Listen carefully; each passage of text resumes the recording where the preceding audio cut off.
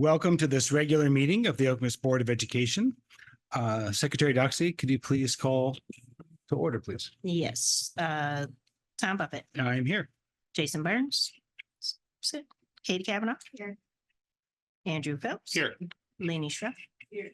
Jillian Wynn. Here. And I am here. Thank you. There will be two opportunities for public comment. Some of the ground rules there are printed on the agenda. Secretary Doxy, do we have any blue cards to start? Yes, President Buffett, we do. Okay.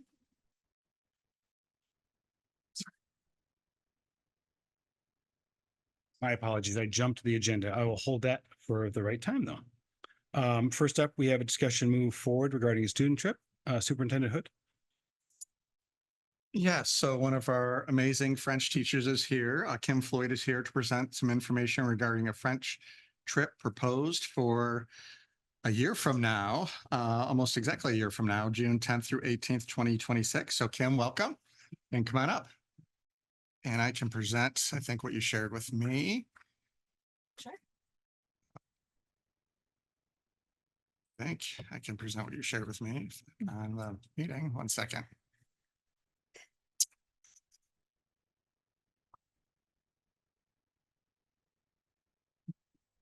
Sign myself out, my apologies. Go.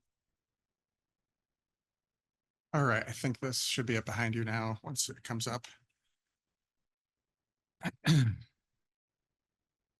There we go. Thank you. Yes. Good evening, everybody. So I am here to propose the next trip to France. The French trip, as it is called, is something that OHS has done every other year for decades now. So this is the most recent iteration of the trip. There are two bids for you. One is through ACIS, which is the company that OHS has gone through again for a couple of decades now. ACIS is typically chosen because they give you the best of the best. And we have always found that the hotels are great. They're centrally located. The meals are authentic and usually delicious. Every once in a while, there's one that doesn't work out, but usually excellent tour guides, excellent transportation. We feel very safe, etc. So both of the companies, ACIS and then also PromiTour, which is the other company that I had bid, take us basically into Paris, and then down to the southwest of France, which I've never been to. I don't know that Melissa has taken someone there in a long time. So to Bordeaux, to Lascaux, which is where the all the cave paintings are, and down to some Roman ruins in the south of France, finishing in Aix-en-Provence, which is where some famous French impressionists and post-impressionists did a lot of artwork. So we have a little, I think it's a Renoir tour there. And then ending with a little bit of fun at the Côte d'Azur and Aix and Monaco. Aix is where perfume is. And so we usually have a little tour of a perfume factory there. So they're very similar tours. You know, this one, ACIS, has a truffle hunt that we're going to do versus the PromiTour one has something different. Oh, not Renoir, Cézanne. Sorry, my bad. But yes, that's the painting that we're going to learn to paint like Cézanne and then try to paint like him. That's always really fun. So the difference in the tour prices is almost $1,000. I think a lot of that goes to PromiTour being a Canadian company. It's based in Montreal. And I honestly think because they're usually able to be a little bit cheaper than US based companies, I think a lot of it chalks up to the Canadian dollar and exchange rate and things like that. PromiTour is an equally good company. I've traveled with them a couple times. I traveled with them when I went to Quebec with students this past February, and everything was great. So I guess I don't really feel pulled one way or the other versus the two companies.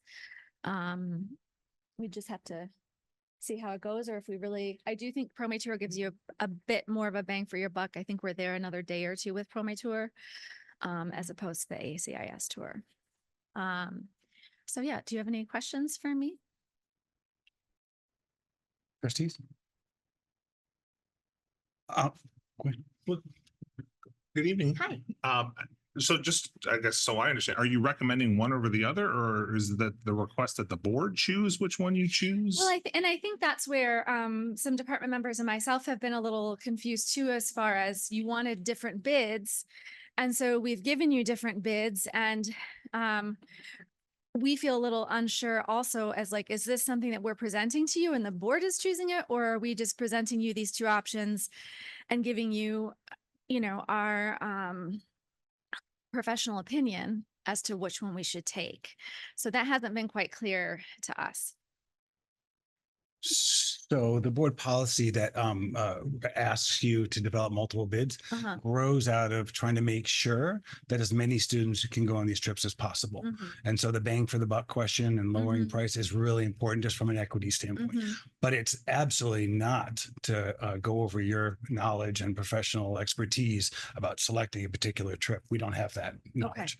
So the whole rationale behind getting multiple bids is just to make sure that, again, more students can go. And starting this early is also great, because the trip is It's about a year from about now. a year from now, which gives families and students more of an opportunity to fundraise and Yep, and they can spread it out. They can do monthly to monthly installments, which is usually the way most of our families choose to pay for these things. yeah. So thank you for, again, coming so early and kind of with that in mind.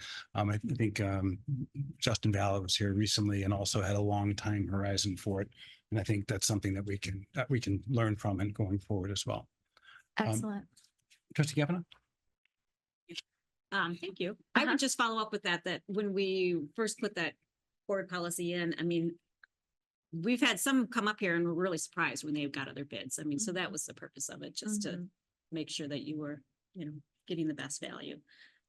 But this is very exciting. I've written the dates down. I'll be texting my daughter in a minute to let her Okay. know. She's been waiting and wondering. Great. Yes, I know Melissa Samlock, the other French teacher, has been getting a lot of questions from her upper level students about when this was going to happen. So Thank you. And then can you just remind us, is that they have to be through French too to be able to go on one of these? not necessarily. It's always offered to high schoolers first. And so a lot of students do level 1 in middle school and then level 2 their freshman year. So most of them have those 2 years. If for some reason we have trouble getting enough student interest, we will open it to the rising freshmen, which we've done. We did the year that we went right after COVID, was 2022. And so we had some responsible rising freshmen who went with us and had a great time. Oh, great.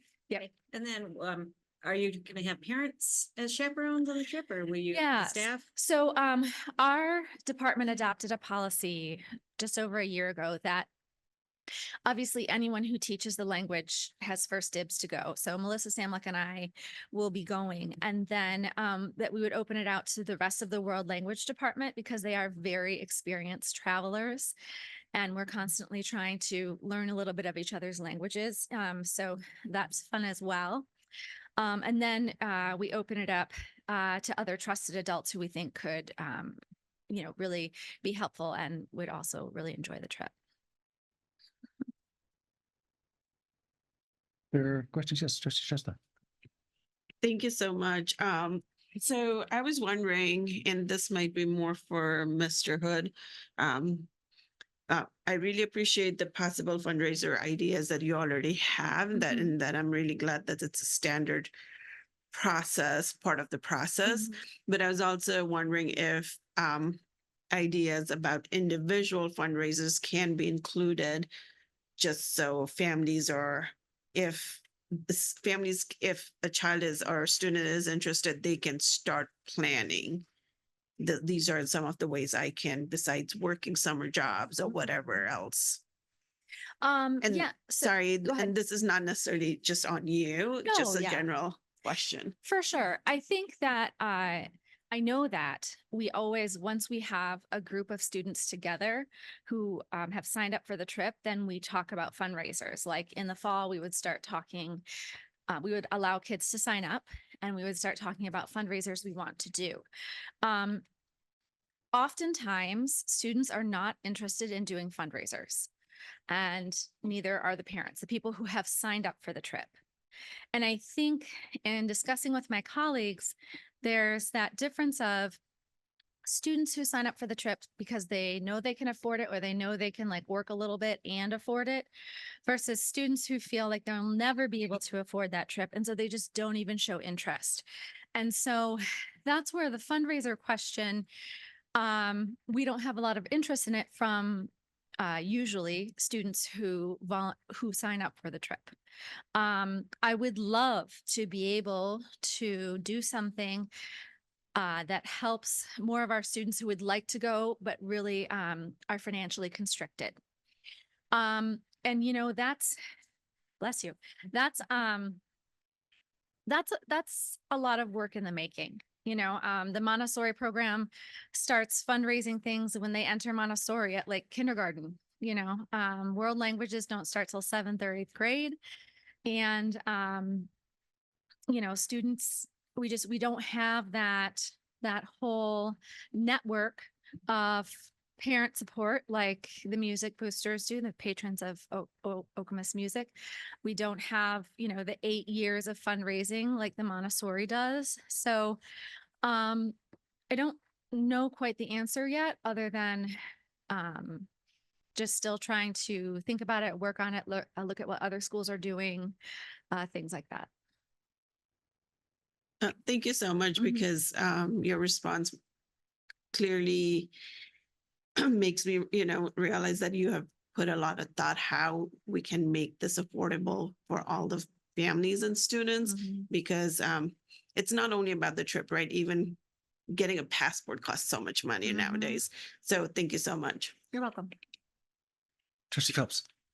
One just final thing. I know this policy's kind of been in place for a little bit of time now. Uh-huh. And as I recall, when we were editing it, I remember being in a meeting with you with the policy committee talking about it. Yep.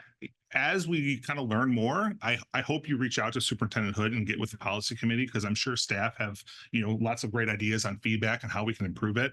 But that would be a great, I guess, I hope we can have those discussions, because I think the board ultimately just wants an equitable, affordable way for our students to have these amazing experiences. That's really the ultimate goal here. It's not to throw roadblocks up or make it complicated for staff or anything like that. That's really our goal. So I just want to kind of just throw that nugget out there, and I hope we can have further discussion on that. It's funny that you mentioned that, because Mrs. Floyd and I were just talking about that last week, Uh-huh.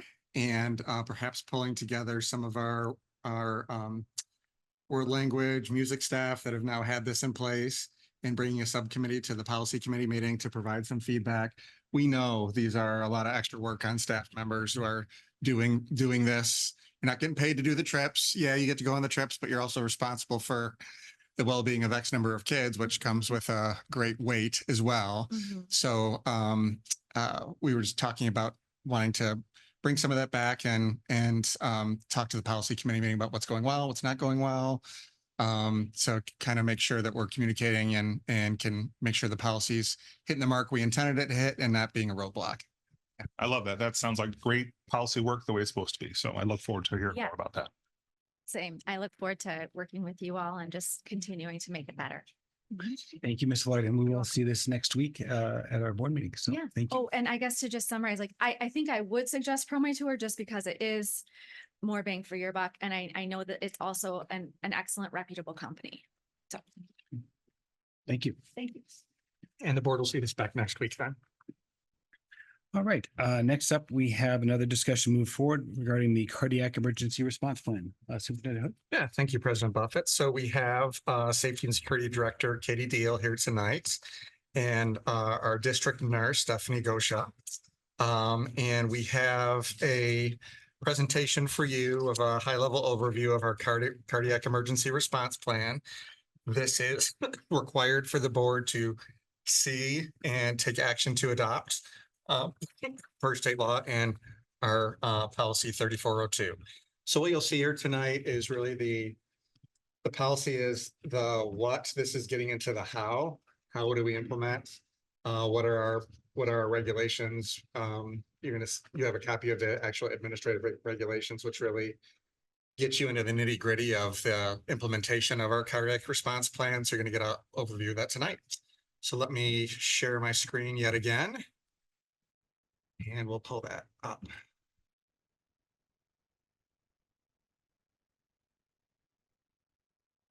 Cardiac response plan presentation. There we go. Okay, Nate, whenever you're ready to pop out, I think that's up.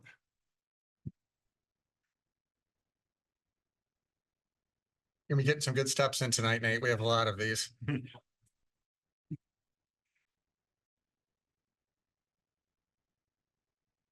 you need me to move it down? No, I can do that Okay. for you. Yep. Yep, sorry about that. No, that's okay. We'll And just make sure you're speaking into the mic there. we'll Okay. just jump right into it.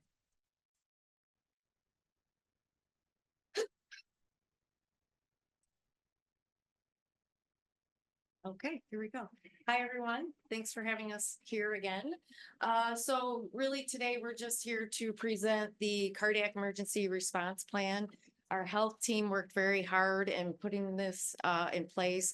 Really, it's just an updated version of what the district already had, and it's in compliance with Michigan Complied Law, Section 29.19, under Act 207 of 1941. And it aligns with the Board of Education policy, drills, plans, and reports. And again, our health team worked really hard in getting our My Heart certification back in 2024. And in compliance with the plan, our cardiac emergency response plan will be posted on our website. And we kind of interchange some of the language with the MERT team, which is teams that we have established in all of our buildings. And then it goes with the CERT and the MERT team. So they're kind of one and the same that we use. So our health team will coordinate 2 drills every year with each of the buildings. And that's really in compliance with all of our other drills that we manage every year.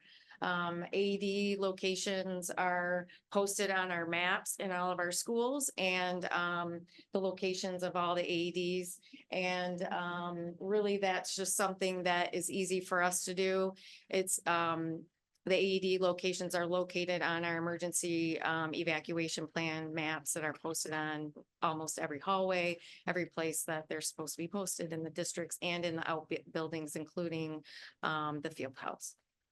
And then I'll let Stephanie take over from here. Okay. So as Katie said, every building has a medical emergency response team. MERT is what we call it. All members of the MERT team are required to complete and maintain CPR certification. So if you're on the MERT team, you have to have your CPR done, and it lasts for 2 years. If you're at Edgewood, it's a yearly certification. All members will attend an initial training or refresher at the beginning of each school year. The nurse will conduct 2 drills throughout the school year with different scenarios.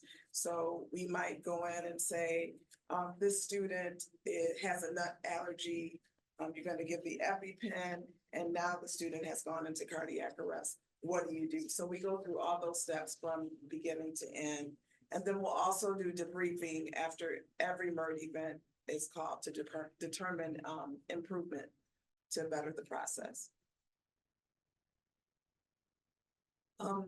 What we really added to the current plan is roles and responsibilities. So now we have who's going to be in charge of what. So communication by the health and safety team to principals and administrators will be done at the beginning of the year. So all the building principals will be able to give their staff the CERT plan at the beginning of every year. Each building, the principal or administrator will be responsible for appointing an emergency communicator and a backup in case they're not there for incident reporting. The safety team will integrate CERT, our cardiac emergency response plan, with EMS. The health and safety team will conduct an annual review and evaluate the CERT plan to improve process. And the board's action is to adopt the cardiac response plan. That's it. Do you have any questions? Questions? I just had one. First of all, thank you so much for the presentation and for updating and making sure that we're doing what we're supposed to be doing regarding the emergency medical services. Did you already do the observations about drills this year, or is that going forward? We did one drill for sure that we building this year, but going forward, we'll do 2 drills. And could you just get, just for the community and our trustees, could you just get an example of something you learned from observing actually? Because that seems like such a great practice for you, especially with your expertise to see. I think that I learned that the MERT team is doing a great job. One of the things that we really needed to focus on this year was we got a new model AED, the Zoll AED 3, and there needed to be some work done on people knowing how to use that exact machine. Great. Fantastic. Thank you. Trustee Phelps. Just a really fast, I'm curious, do we keep Narcan with our AEDs? We do. That's in the same packet. Okay, great. Yes. Awesome news. Thank you. The question's great. Thank you so much. Thank you. This is awesome. Thank you. Yes, and the board will see this next week for an action item. So we're in compliance with the state law and our board policy 3402, which does indicate the board must adopt, so take action on it as well.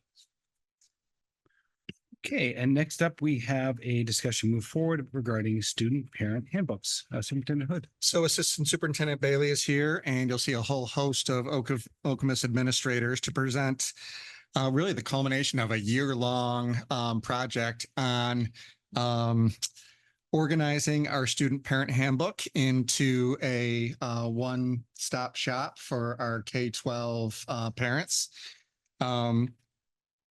I just want to praise the leadership of Assistant Superintendent Bailey and this administrative team you see here before you, really working across the aisle in terms of elementary, secondary schools and our middle schools to make sure we have that scope and sequence to our approach to making sure our handbooks are accessible and understood and make sense through that K-12 progression. So without further ado, I'll turn it over to Assistant Superintendent Bailey and our Okemos administrative team.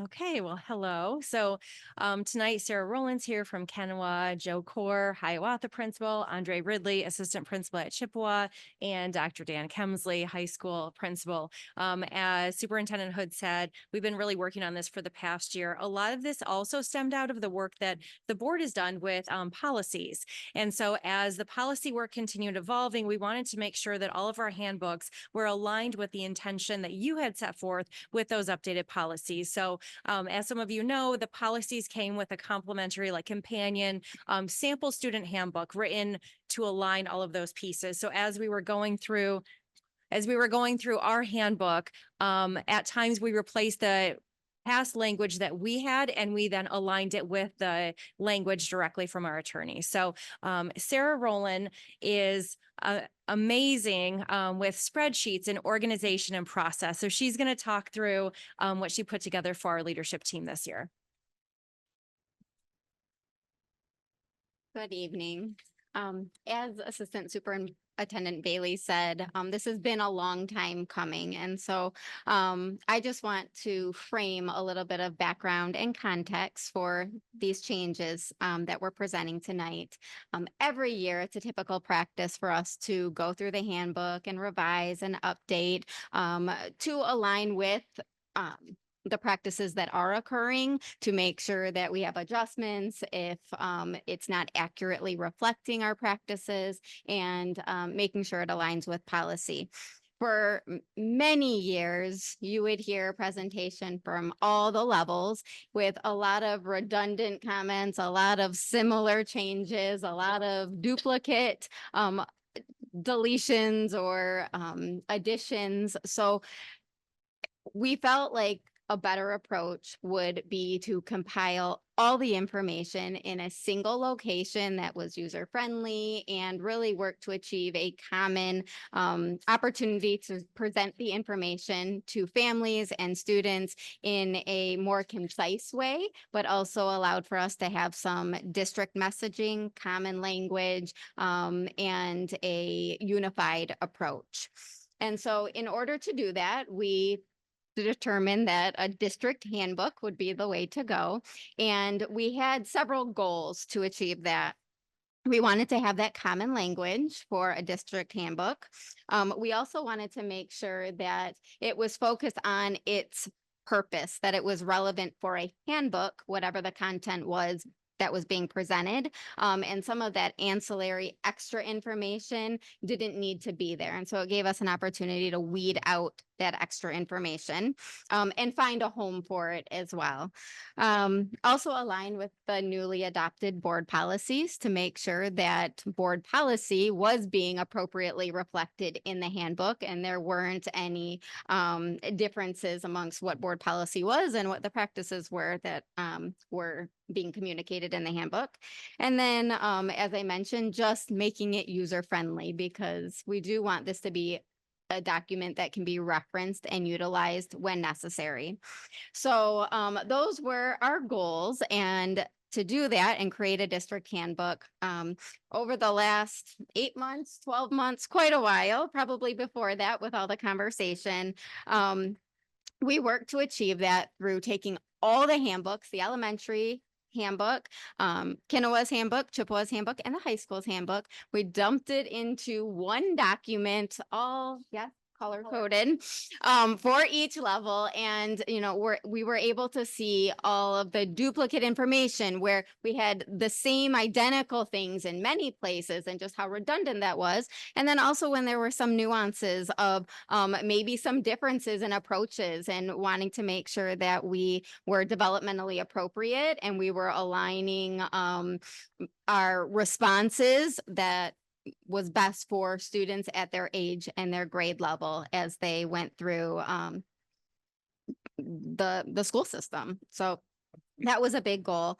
To do that, we organized everything. We then had multiple meetings as a leadership team where we could provide input. We could hear from building leaders, directors, and we're really able to drill down on the information and determine how we could come up with common language for all of the different headings and the context of the handbook. And also, as I mentioned, items that it wasn't the right place or platform for. So we were able to pull out some information and you'll hear it talked about here, but at Okemos High School having more of a academic programming guide, or maybe it was information that was best suited for the website and not a handbook, phone numbers, you know, addresses, things like that didn't need to be in the handbook, but could be on the website and available to families and staff and students.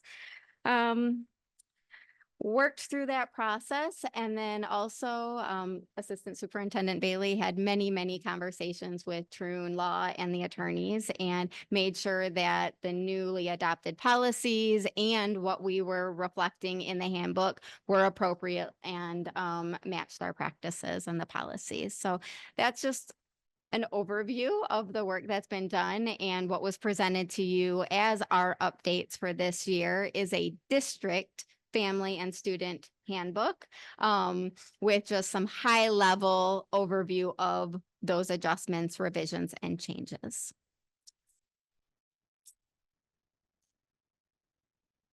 Thank you so much for this important work. Are you still presenting?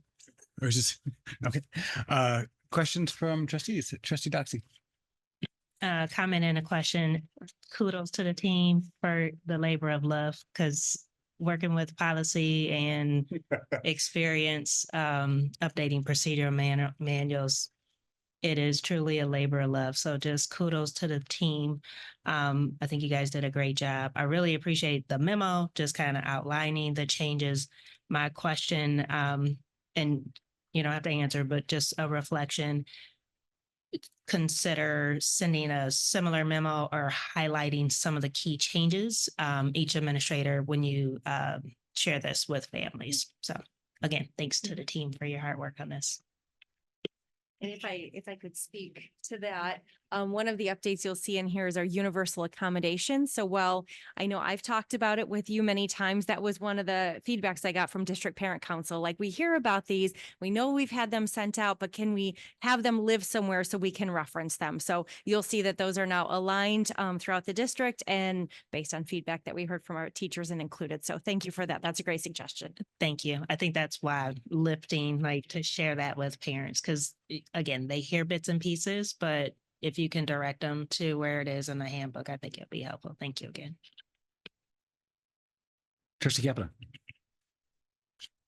Thank you. I've seen a lot of these now up here for this many years, and really this is like so much. This is so nice and clean and easy to go through. I'd really appreciate this. I'd like the idea of all in one place. So thank you. Thanks.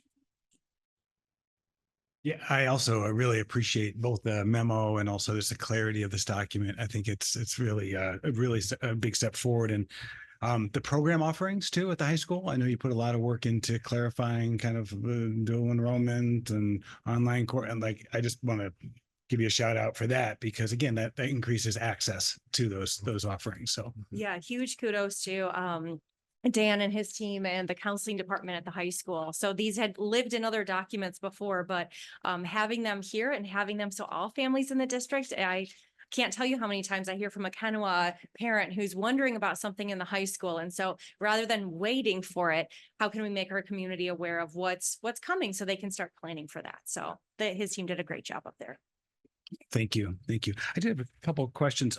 You mentioned universal accommodations, and I noticed the difference that I noticed, the biggest one in my head, was the kind of removal of the more open period of turning in work, right? And when I put my sixth grade teacher hat on, I get it, but that seems like such a big shift. And so can you just talk a little bit about how that came to be? And so one of the things that we were intentional about doing at the high school last year, and all the buildings really, is going through the universal accommodations as we had adopted them last year, and then letting them know that at the end of the year we would get feedback. So what we found is, in an ideal world, students would, the end of the unit can be a month long, right?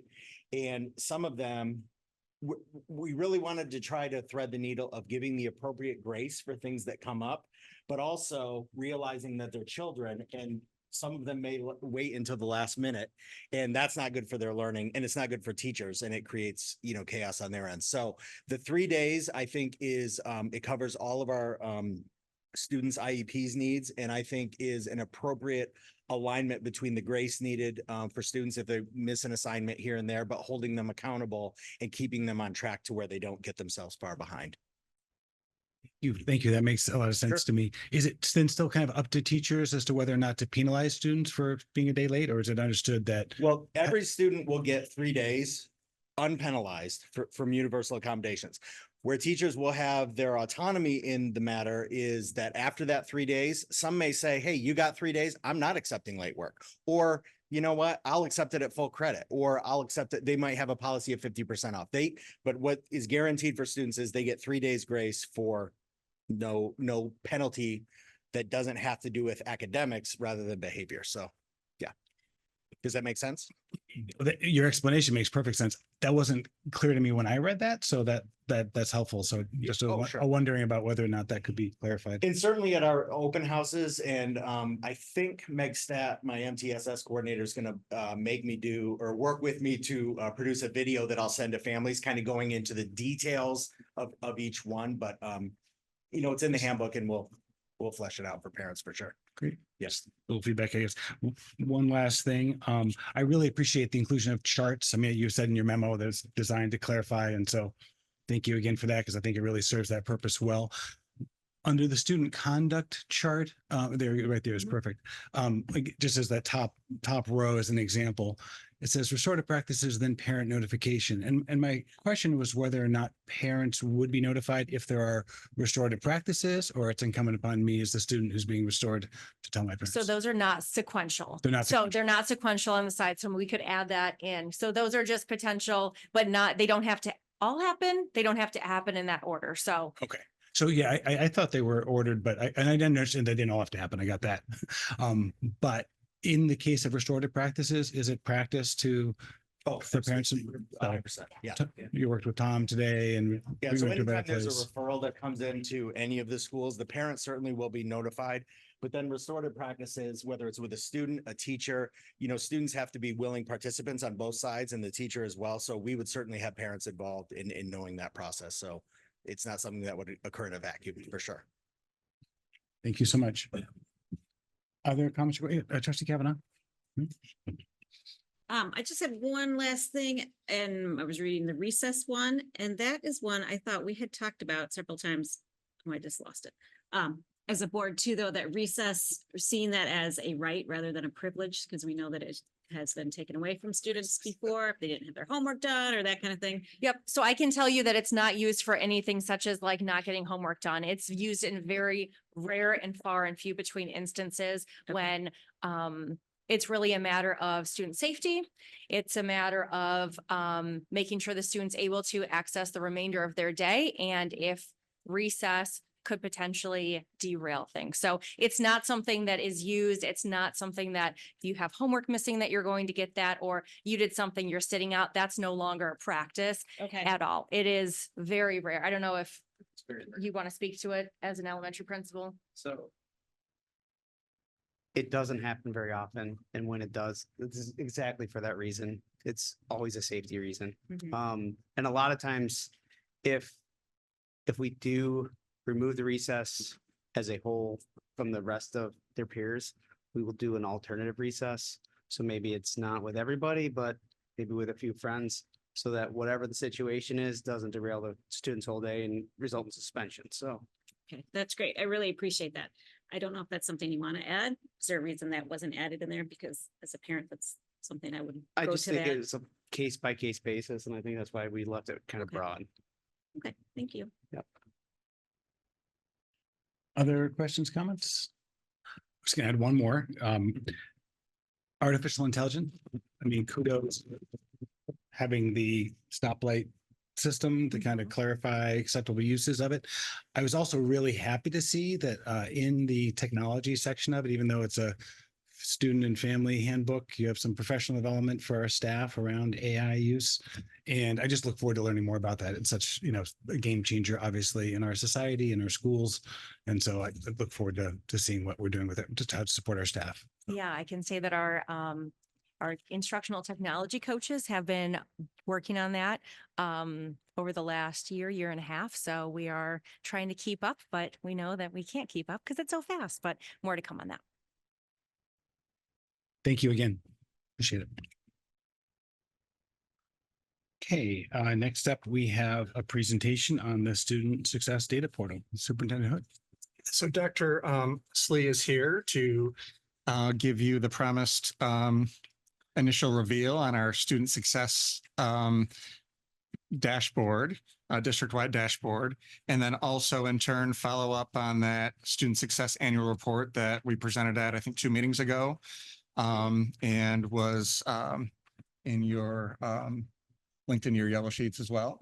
So there's a memo from Dr. Slee, as well as that same format that you saw from our other directors and area reports. So we'll start with the overview of the student success dashboard, and then we'll go from there. So right. let me Well, share that. I'll wait for you to figure out the.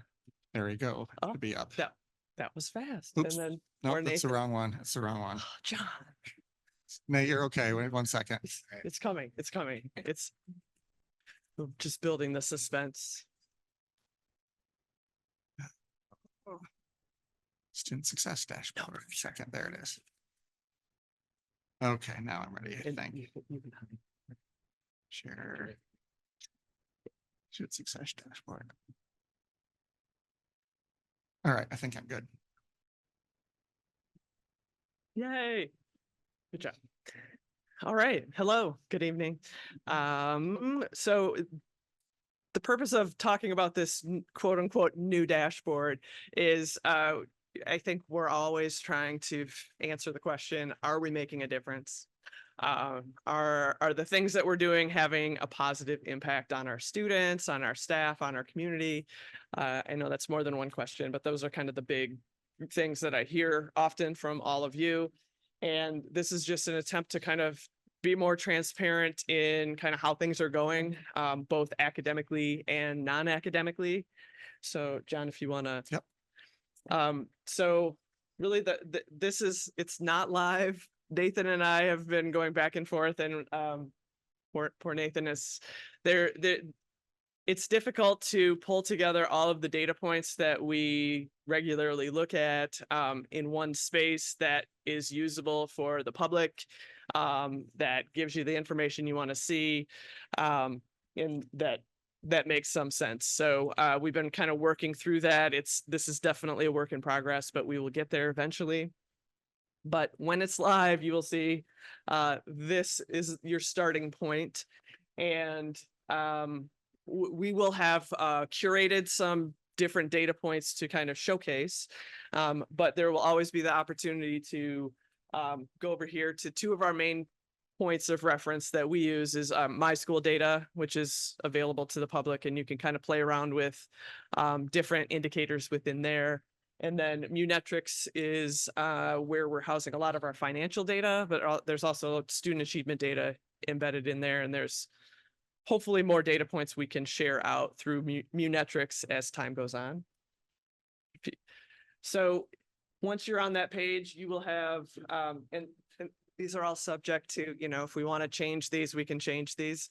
But achievement in ELA and math, that'll lean heavily on the state assessments. So this part will be interactive, where you can kind of pick and choose. Do I want to look at boys versus girls? Do I want to look at 6th grade? Do I want to look at 9th grade? You'll be able to kind of play around with that and get different graphic representations of how things are going, as well as, trends over time. If you go, so that'll be, choose your own adventure. This is going to mirror the data points that Assistant Superintendent Bailey and I and the rest of the team have been showing you kind of ongoing, those growth measures that we've been talking about with NWEA, to kind of the purpose is we're trying to look at all angles and see how our kids are doing and how our entire district culture is doing. So this will be we will update it when we can on a regular basis. So this will always be here. I think at least 3 times a year we'll be updating this. So you'll be able to take a look at that, and you'll be able to see graphical representations as well. But that's exactly what you just saw in 2 weeks ago, two meetings ago. So that will always live there. And we'll just be updating it on a spreadsheet. So it'll always be the most current information that we're working off of. And this is what you've all been waiting for, is the mental health and belonging that I talked about a couple meetings ago, where you asked for what were my recommendations of things that we should be measuring to determine, do kids have a sense of belonging in our district? Is their mental health being taken care of? And purposely went through to try to pull out some things that we can attach a number to, that we can look at over the course of time. And so this is kind of where I landed. These points in that other handout that's in your board packet goes into a little bit more depth. So it's some perception data, some process data, but these are things I think would give us a good snapshot of how things are going for our kids. So like participation, just in general, are kids graduating? Are they coming to school in the attendance? So we can look at that kind of over time. I know that looking at advanced coursework in this district, that can give us a good, and not just how many students are taking advanced coursework, but how are they doing if they're taking the AP tests. I think as time goes on, we can drill down into who are the kids taking those classes, and what supports might they need to be more successful, what kids aren't taking those classes that might want to or would benefit greatly from doing that. So that can be a jumping off point. Wolfpack, we can start doing some more intentional data collecting around how students are accessing the dogs. I know that they spend time in the counseling center, in the secondary buildings. They go to classrooms in all of our schools, but taking a closer look at that, because honestly, like the anecdotal data from that is super interesting when you talk to people, not just students, but staff as well. But maybe seeing how frequently, how broad is the reach of the dog in each school and throughout the district. I know we've tried to figure out how many kids are participating in after school activities. So that would be a self-report, I believe, because I don't think we just want to look at, I don't think you just want to look at if they're doing things that are sponsored by the school, but are they doing other clubs? Are they taking lessons? So trying to find a broader picture of what our kids are involved in. The safety piece here, that's from our Michigan Profile for Healthy Youth. And that's every other year data we can populate. This is not quite done yet. I'm still trying to source out some of the numbers, but so kids who feel safe at school, kids who report feeling like they hate being at school, I think is an important indicator. Students who have heard other kids being called mean names or being put down. And these are all, you know, as we kind of evolve into the strategic plan, the new strategic plan, I think these can shift a little bit, but I think these are steady points of data that you can look at over time that we will continue to be collecting. And some of the safety questions are also captured in the BASC. So our emotional, our SEL screener will be capturing that information as well. I don't know if anybody had any question. I think I covered most of these. So I intentionally went after the indicators that we already have access to, that connect to a lot of the themes that we've been talking about in terms of diversity, equity, and inclusion. So any questions on any of that? Trustee Doxy. Thank you for the presentation. One indicator to consider, so under the mental health and belonging, appreciate lifting obviously graduation rate and the AP participation, but another indicator to consider is participation in the Wilson Talent Center. Oh, yeah. So just making sure we're supporting all of our students in whatever path they are looking at. And also like dual enrollment. Absolutely. Things like that. Yep. Thank you. Thank you. Trustee Kavanaugh. This is really exciting. I'm excited to see this up. One of the things, though, you kind of mentioned it too, though, percentage of kids that are participating in after school activities. I think it'd be interesting to separate out the school related ones versus sure. other ones. Yeah, I think it would be interesting to collect, like, yes, and then look at how that's kind of falls. Because I know that there's kids who do find their people outside of school. Right. So I just want to make sure that we are. And that's why when we talked, we wanted to cast that wider net because, you know, we could unintentionally be just looking at kids that are involved in school activities and all that's important. We might have a kid that's in a, you know, a traveling club or taking private lessons and they're connected in other ways. So we wanted to make sure we were looking at. Yeah, I like having both of those. Or an esports superstar, and you know.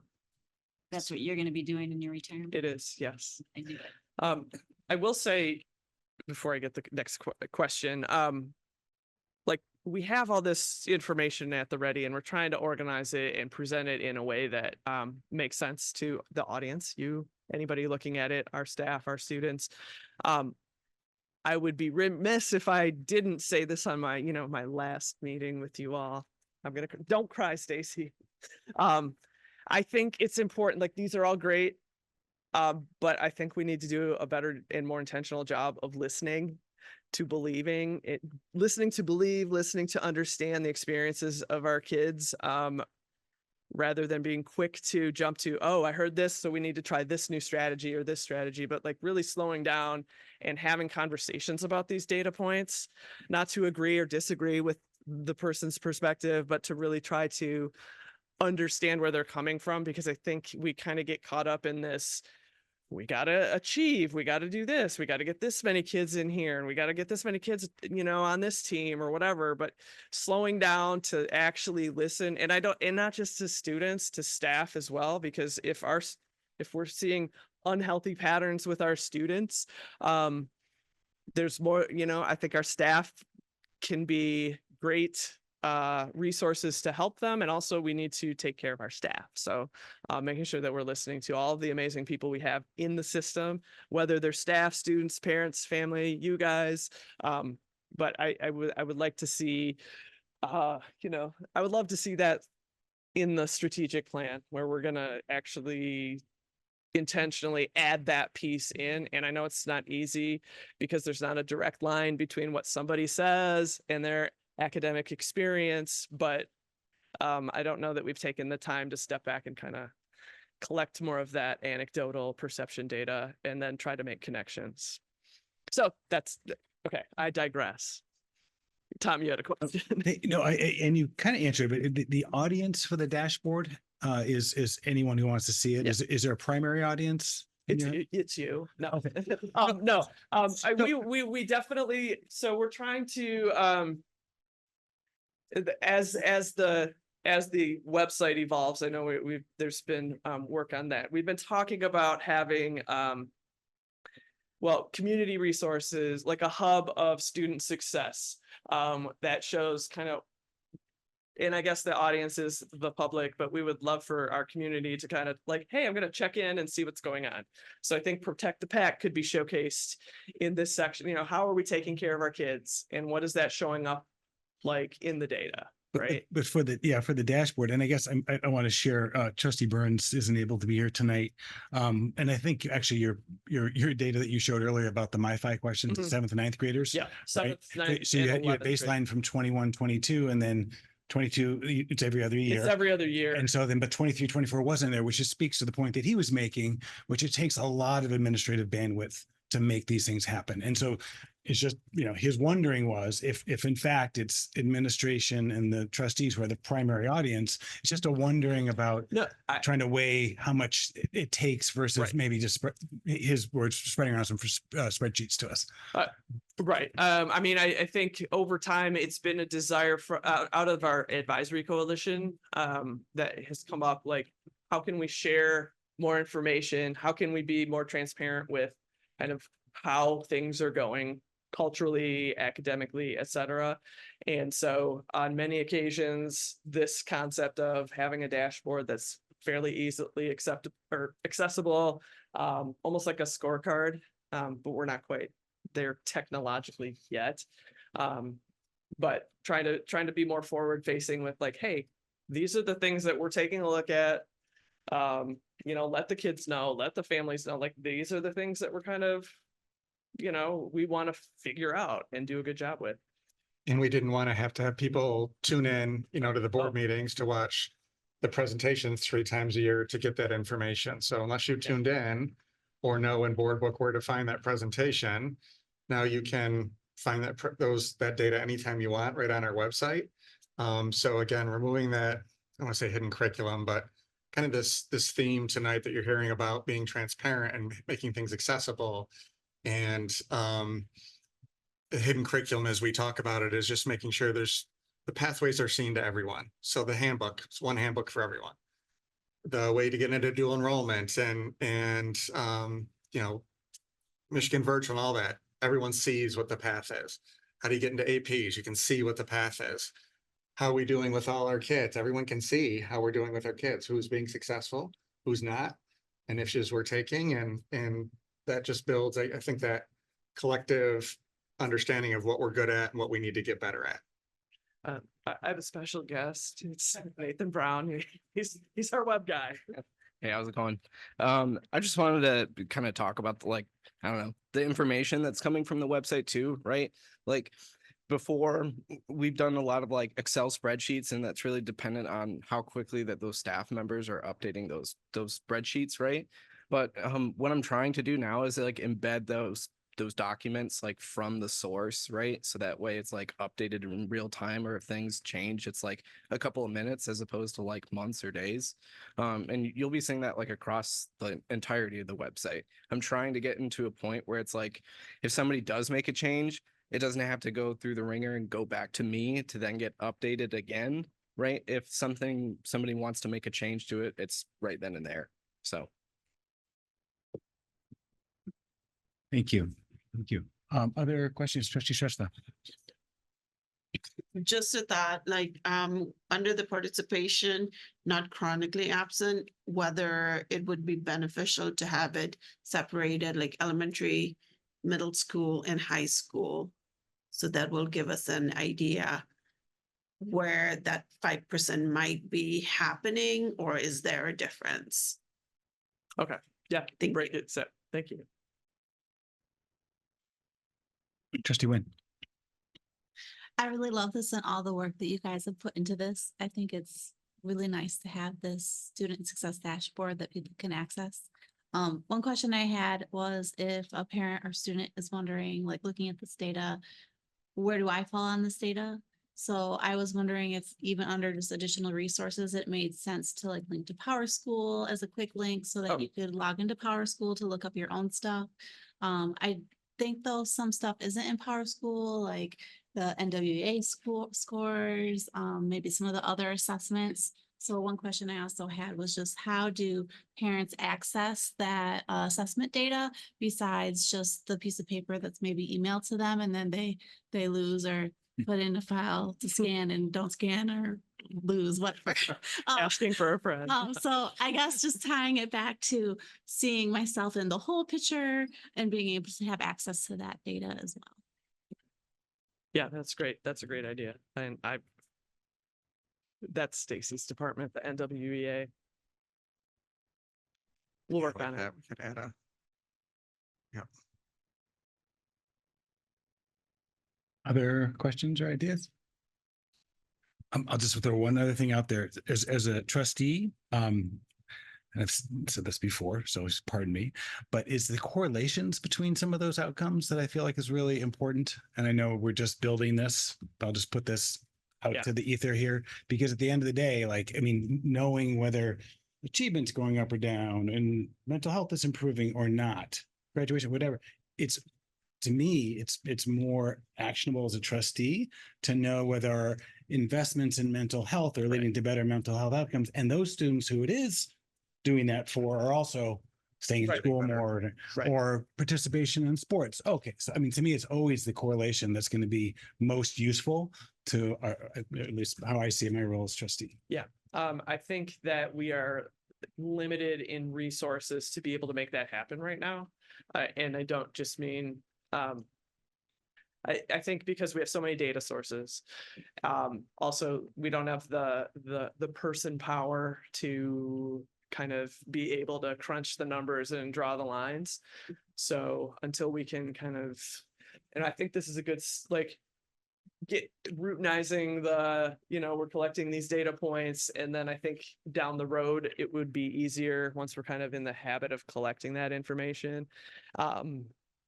Finding time within our data meetings to make some of those connections. But until we kind of like, I think we're still in the process of kind of wrapping our arms around all of this information and trying to sort through it. But I'd say not yet, but I think we'll get there. Thank you. We good? Okay. Thank you so much. Thank you. Okay. Next up, we have another discussion move forward regarding the 25-26 budget. Superintendent Hood. Yeah, so Executive Director Lentz is here this evening to follow up with the trustees in regards to our budget conversations. So as you'll recall, at our last few meetings, we talked about potential budget reductions, updated budget assumptions, and Executive Director Lentz is going to give you an update in terms of kind of bringing that all together and looking at that at a macro level so we can build, finalize the budget that will be presented and voted for adoption at next Monday's meeting. All right, Liz, I'm just going to find the right presentation here. Presentation board meeting, there it is.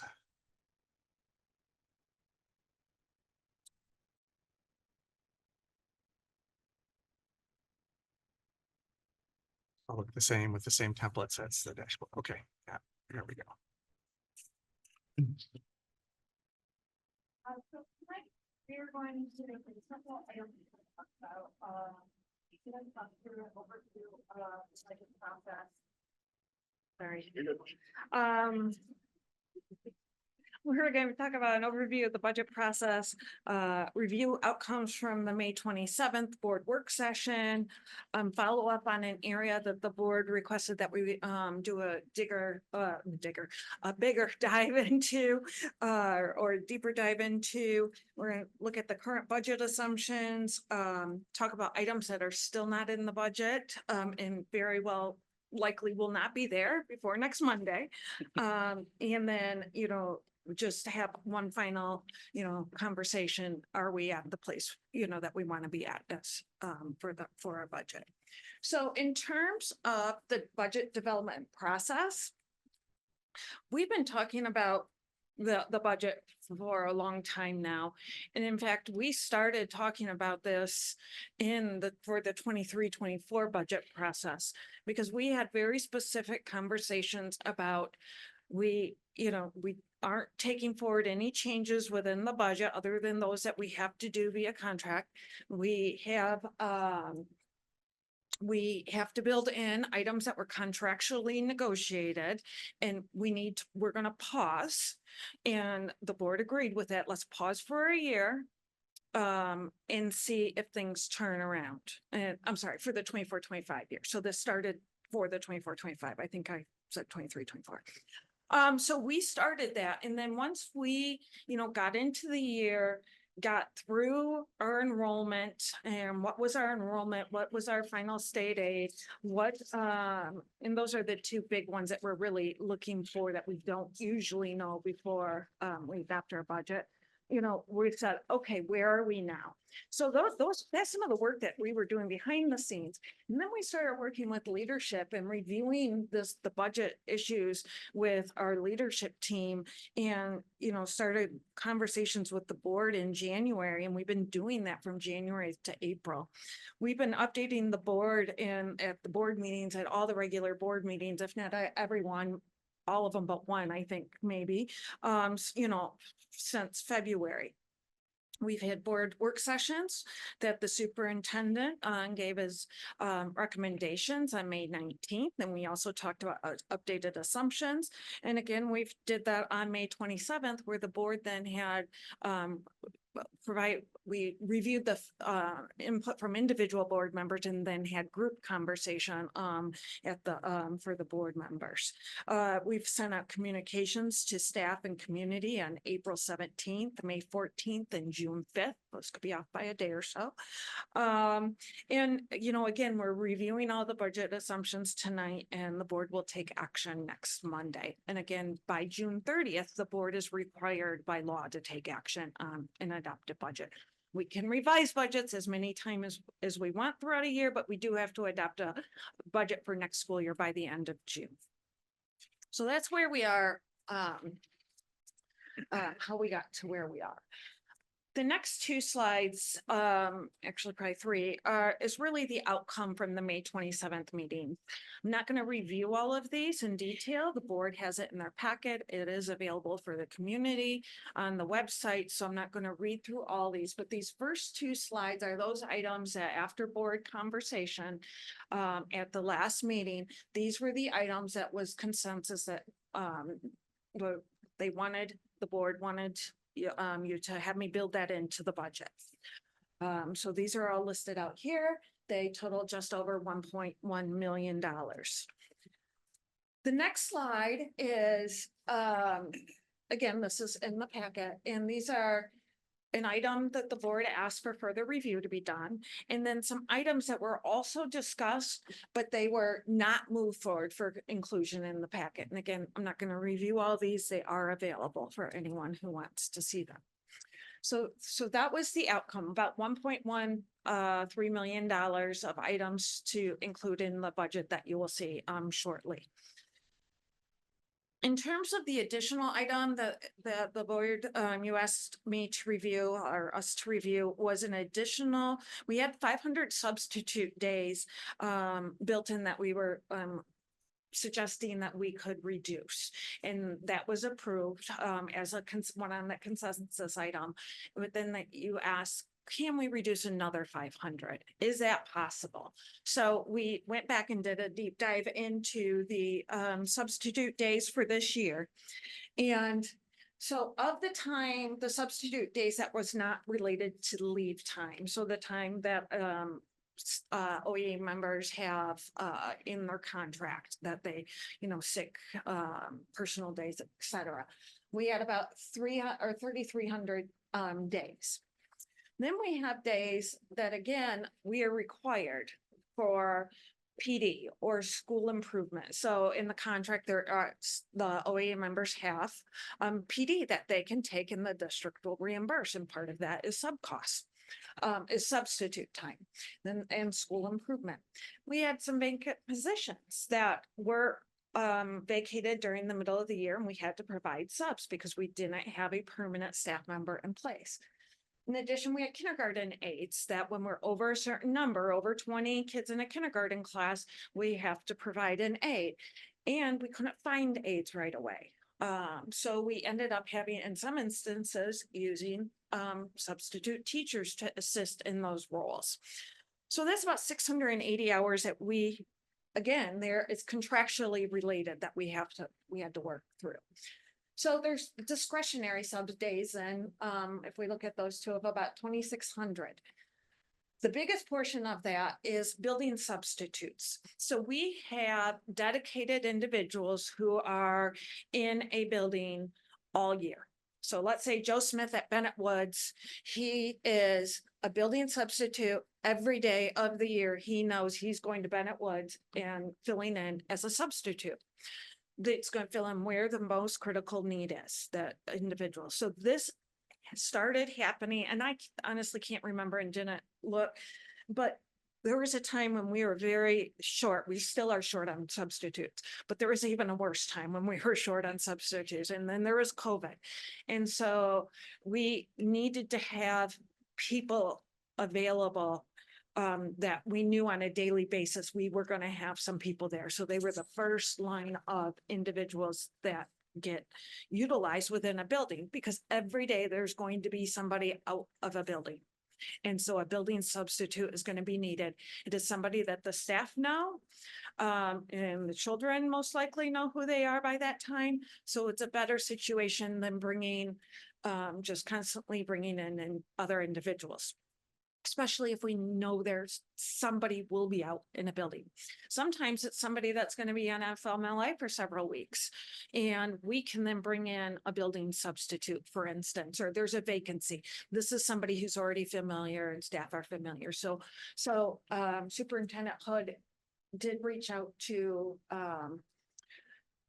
building principals, building leaders, and discuss building substitutes with them. And they were, we use these all the time, every day.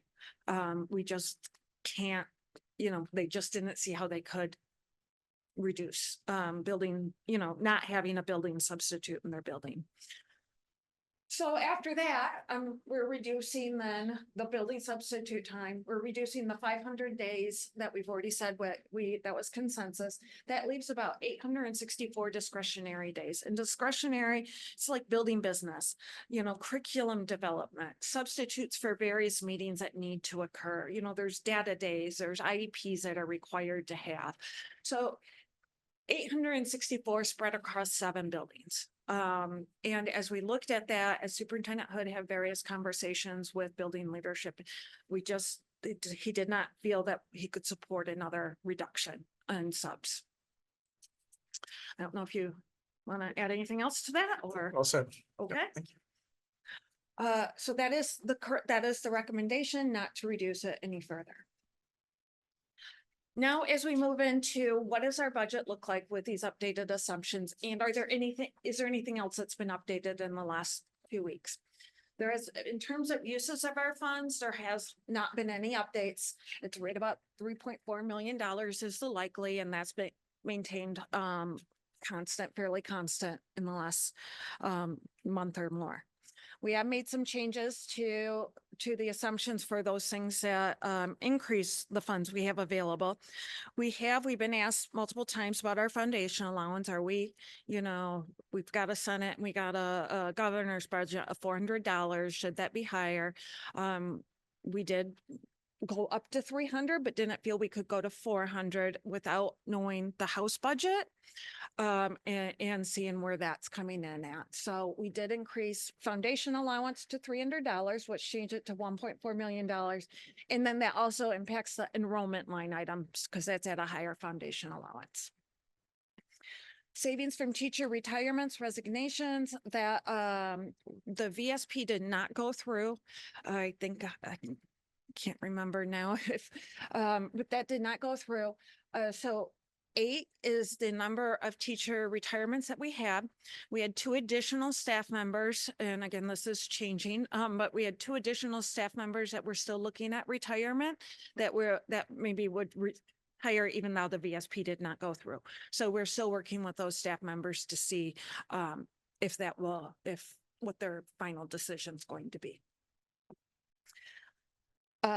So that it could go up to 10, which would be about $400,000 on that line. Built in the savings from from revenue enhancements or budget reductions. So that's the $1.13 million. And then the other change that we've had is in the past several iterations, the reduction in sections.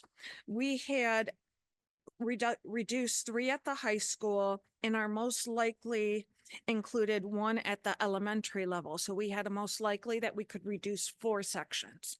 Our optimistic was actually 6 sections.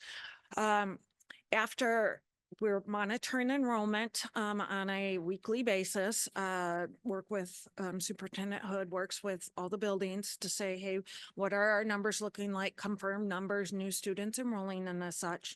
And we have had to add a section at Kinawa based on the numbers and the class sizes per the contract.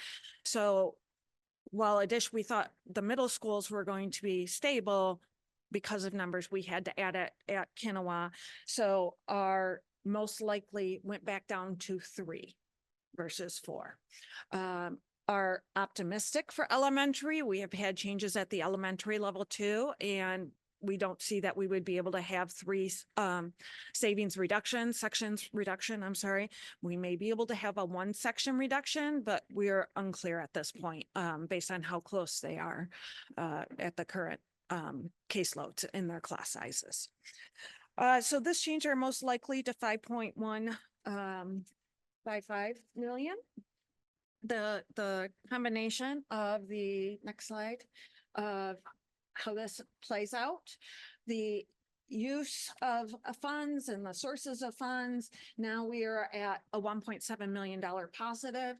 We are carry forward effect. We know that we had an ongoing deficit that had to be reviewed, which is why the changes we went through was 1.68 million. So that leaves a total of $10,500 almost for our budget impact for this year. If we were to do nothing as of right now and adopt what I'm talking about here, our bottom line would be 10,483 positive to the fund balance at the end of next school year.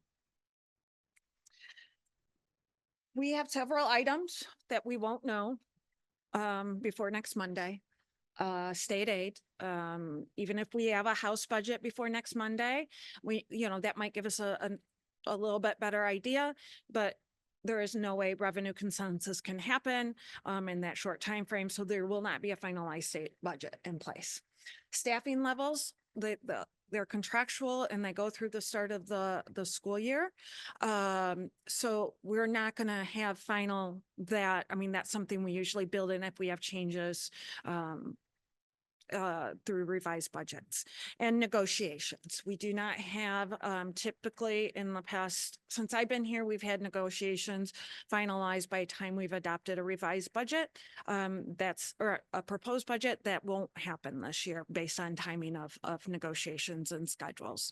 So these are all items that we do not have built into the budget to some degree, and will have to be addressed in a budget revision in the fall. After seeing that, after reflecting over the past couple of weeks, after seeing what we could, or the recommendation for the substitutes, is there support or is there further conversation that needs to occur? Superintendent Hood has something to say. Yeah, so the board had the idea to work through the micro level of looking at all of those potential reductions. And now you've had the opportunity to sit for a couple weeks, and now you're seeing it brought forth in its entirety. And we wanted to make sure we could have a kind of a macro discussion with the board on, is there any further discussion, any final changes you wanted us to make before we bring this forward to adopt next year, as you're looking at it in its totality? And I think President Buffett was getting at that a little bit in our micro conversation, just looking at kind of, now that we've looked at it all, let's just step back and look at the big picture, and are we okay? So we wanted to put that into the space tonight and allow our trustees to have a little discussion, because truly the next steps are Executive Director Lentz builds the final budget and we bring it forth for a vote next week. Yes. Thank you, Superintendent Hood. Questions or thoughts from other trustees? Trustee Phelps? Just real quick, can you, Superintendent Hood, just kind of give us a little bit, I guess, more into the sub issue and kind of your recommendation that no more reduction can be made in that area? Yeah, so I was hesitant to make more reduction in that area because there's still meaningful work that needs to occur during the school day with subs. So our MTSS, getting data days, getting our teachers to understand data, looking at student data, having 860 days to distribute district-wide to meet that need felt like a significant cut already. Whereas I certainly could monitor that, see how it goes this year with the allotment that we would provide the schools, then come back to the board and provide additional data on, are we tracking like we're going to use them all? Do we think we can get some more savings out of that? But I won't really know until we get into the allotments at each building. And 867 just seemed like it gave us a little bit of buffer we might need with some of the unknowns. We don't know if we'll have, kindergarten aides next year, more or less than we currently have right now. We don't know if we'll have unfilled positions. So, this is all based on just this current year with where we were with aides and things. And I didn't want to overpromise what we could save, not knowing exactly how it's going to flesh out next year. And really where we thought we could get savings, if anything, wasn't out of that money, was out of the building sub. And unanimously, when I talked to all the principals, I said, we're post-COVID a few years. Do you need someone that subs in your building every day? And the answer unanimously was yes, do not take these away. We are always short subs and we utilize them every day in our buildings. So that's the number I wanted to try to reduce, not the 867. Would be the building sub, but I didn't see flexibility in that in talking to the staff. Thank you. I do appreciate that. And I know how important the building subs are to, especially at the elementary level are very important. So one thing you did say that I think will, be a smart idea going forward is to monitor that. Yeah. It seems like we're learning a lot through this process in the last few weeks about the subs to see if there is ways, maybe there's savings that, we can realize in future budgets as well. I certainly don't want to leave, our building short, right? But at the same time, I want to make sure we're utilizing our subs efficiently and in the best way possible. And absolutely doing that, going through this exercise, I think was, we don't want to go through budget reduction exercises because it's painful culturally and emotionally. It is good to kind of check the systems that are in place to know where we can just tighten up with good management as well and be stricter with our allotments.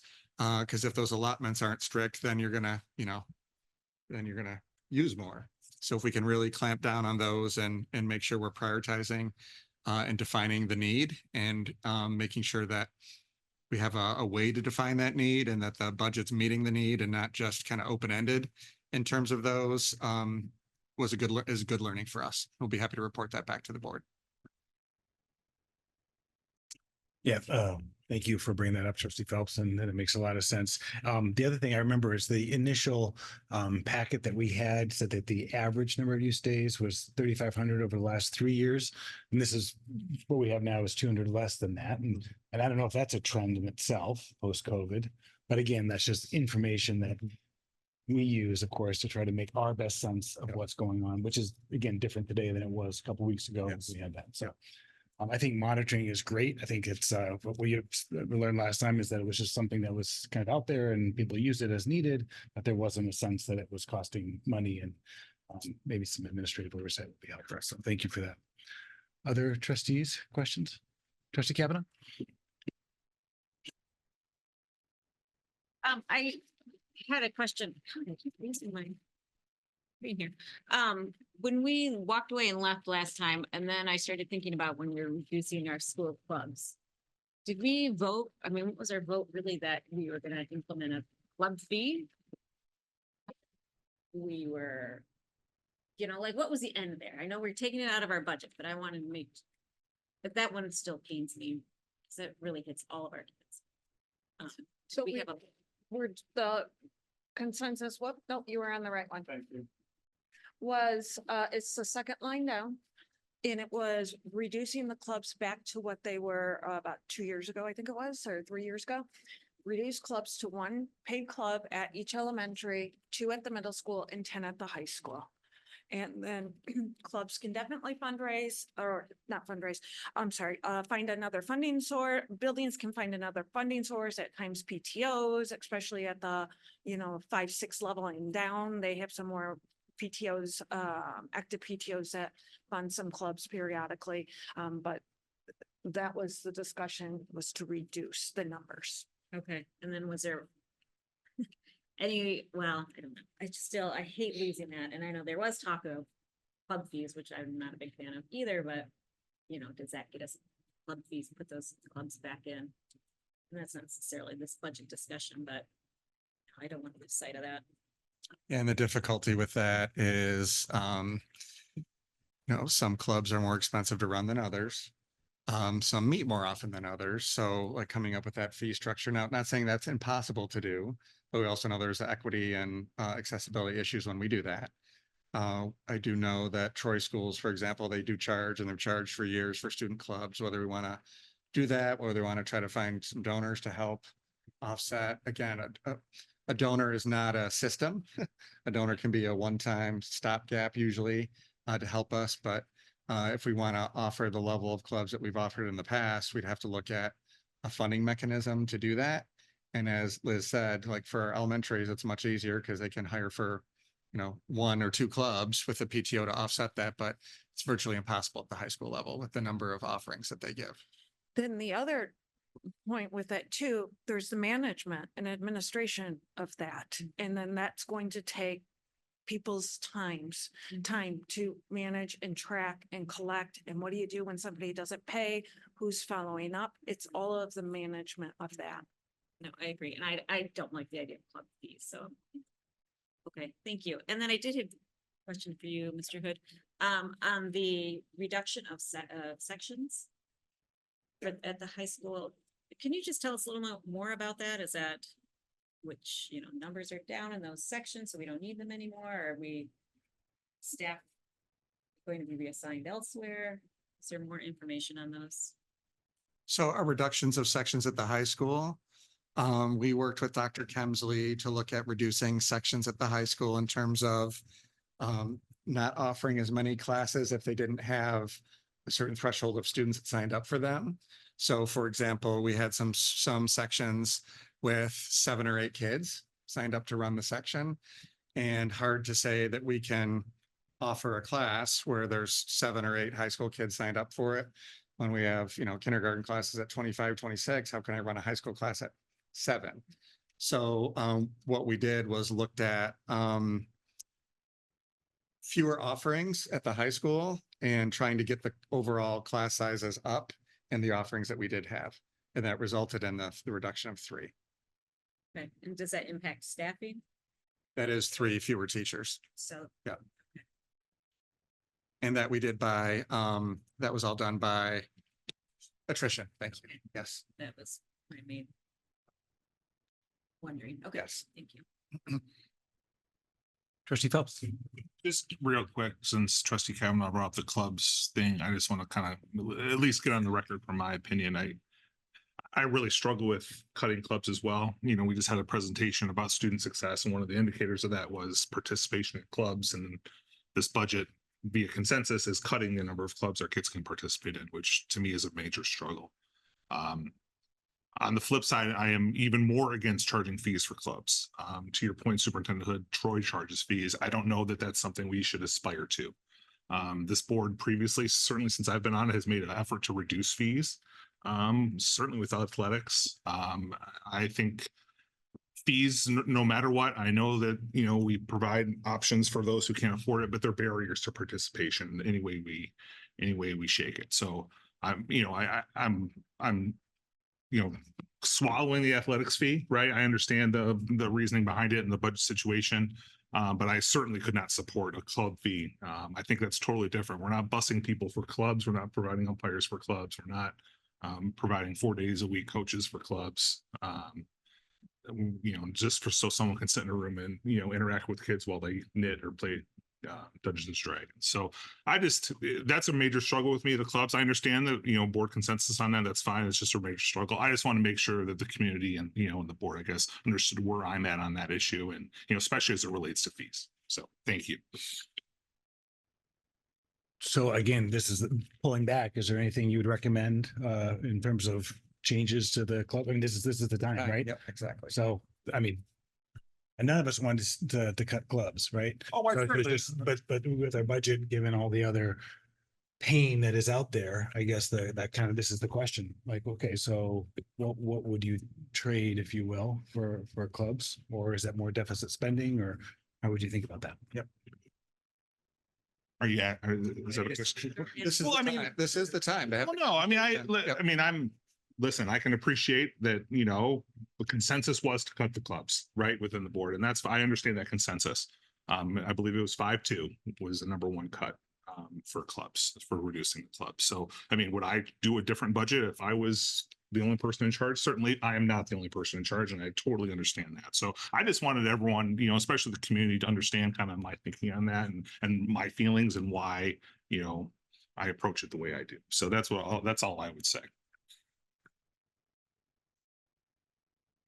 I guess I'm still a little bit confused about clubs and what makes one thing a club and another thing not a club. Like chess club is literally called chess club, but it's run through community ed and has a fee of like $100 or something. So I don't know. I get really confused about, what is a club, what's not a club, what's okay to charge for through community ed, what's not. And I think that is like a larger question that, maybe we should explore, because I totally agree with you about offering these club opportunities and wanting to not charge fees for them. But, what the ones that are in this bucket, why are these more worthy than the ones that aren't in this bucket? So I guess that's kind of a question that I have. Trustee Shrestha? Yeah, I just wanted to also say, I think we all feel the same about, belonging and providing that safe space. But if we really want to understand, we really need to dig a little bit deeper about like painting club. My daughter was in it. It's a club, but she still had to pay $10 for the supplies, right? So if we really want to put equity, look from the equity lens, then we really need to look at every single club that we call club and what is not club, and understand what students are really paying for and what they're not paying for. if we really want to look from the equitable lens. Because right now, we're just putting everything under the club title and saying, oh, if we just eliminate 10, then it's not equitable, while not understanding which club actually might charge $10, which club might not charge anything, or which club might charge $100. So if I may, thank you for those comments, and I agree. The history of clubs and what is considered a club and things that are called clubs that are actually through community ed, but have the word club in them. And some things a kid might think it's a club, but it's a different Schedule B position. That's not a club because it's named in Schedule B, is something that has evolved over time and is really confusing. So yes, I agree with that. The money we're talking about here only offsets the cost for the supervision. There's never been a budget for supplies for these types of clubs. Those have always been charged to kids. So when we say to charge kids, I want to just clarify, we mean to charge them for the supervision. There's always been, depending on the club, could be a small fee, or if you're in a science Olympiad or something else, a fee to participate. So those have been there, but is there any rhyme or reason to those? I can't really tell you whether there is. I just know it's historically evolved and it's confusing.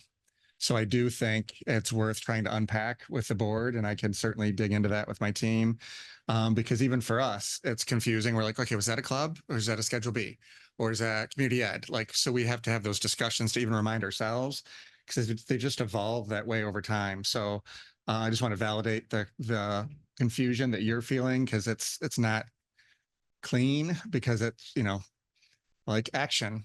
Kids might say they're in an action club. Well, action is a Schedule B, so that's not a part of this reduction. But do people understand that, right? Because I'm in action, it's a student club. Well, yeah, it's a student club, but it's a specific Schedule B light item, not a generic club that's not listed as its own name in Schedule B. So, and for you in the community that are out there listening, Schedule B is part of our teacher's contract that designates who is paid what for their extracurricular work. So it has the coaches' salaries. It has salaries for like student council. It has a line that just says club and a stipend. But then you might have specific things that used to be clubs that are pulled out and are listed like action with a different type of stipend. And rightfully so, those are negotiated. And you guys all saw the number of kids that are in action and the impact that club had, because it grew so much. So I think there is some meat on the bone to what everyone's saying here in terms of bringing some clarity. The question for tonight is do you want us to proceed with what we have up there as we're having this discussion? Again, it was 5-2, but this is your chance before we do our initial budget and plan for next year to know that unless we decide tonight, that reduction's being built in for the budget vote for next week. So, and we're happy to have that discussion. We just need some marching orders for next week. Trustee Kavanaugh? Well, I was wondering if it's worthwhile if we have a list together of what gets added back in, if we can add things back in, like maybe that's, or yeah, it's a dream kind of thing or wish list, but I don't know, maybe that's helpful if money should show up, we can add stuff in. But again, like Andy, if I got to do it myself, just me, club would be one of those things I would add in right away, because it's a lot. It's a lot of bang for your buck for 29,000. But that was a clear 5-2.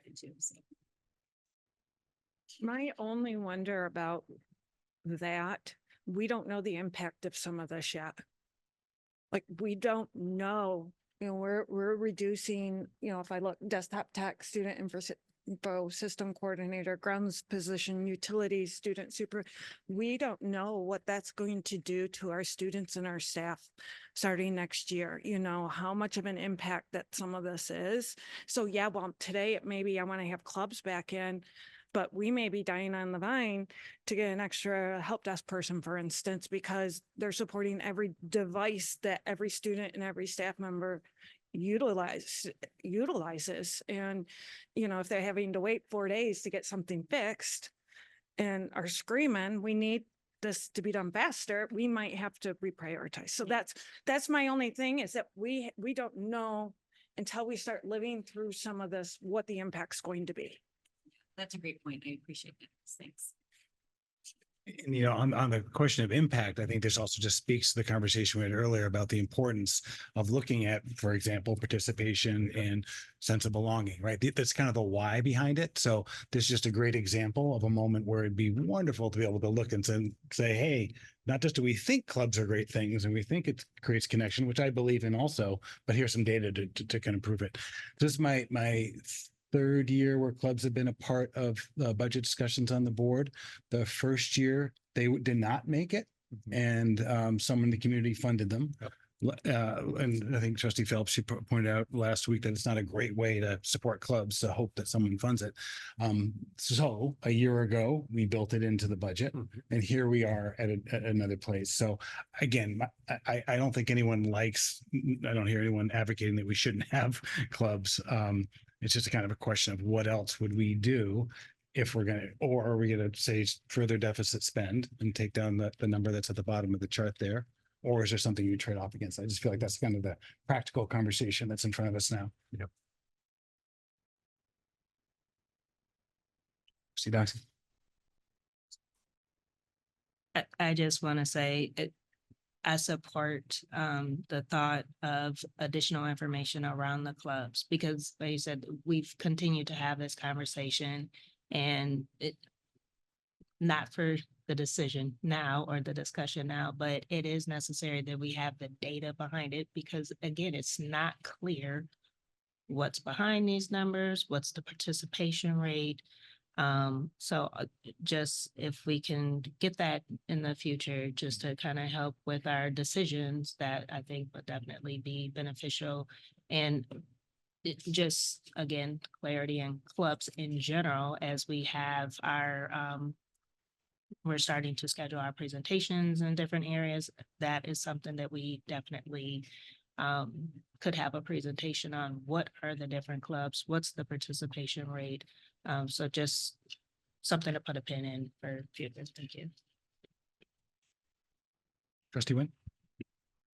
Yeah, I also get the feeling that like you look at that number and it's like 29,000 and you think that's not so much, let's save those clubs. And I feel that too, but there's a lot of these smaller number items that we put on here that I think that in a lot of ways, many of us aren't happy about, but they built up to make it so that there was several positions that we were very close to adding to this list that we did not add to our list last time.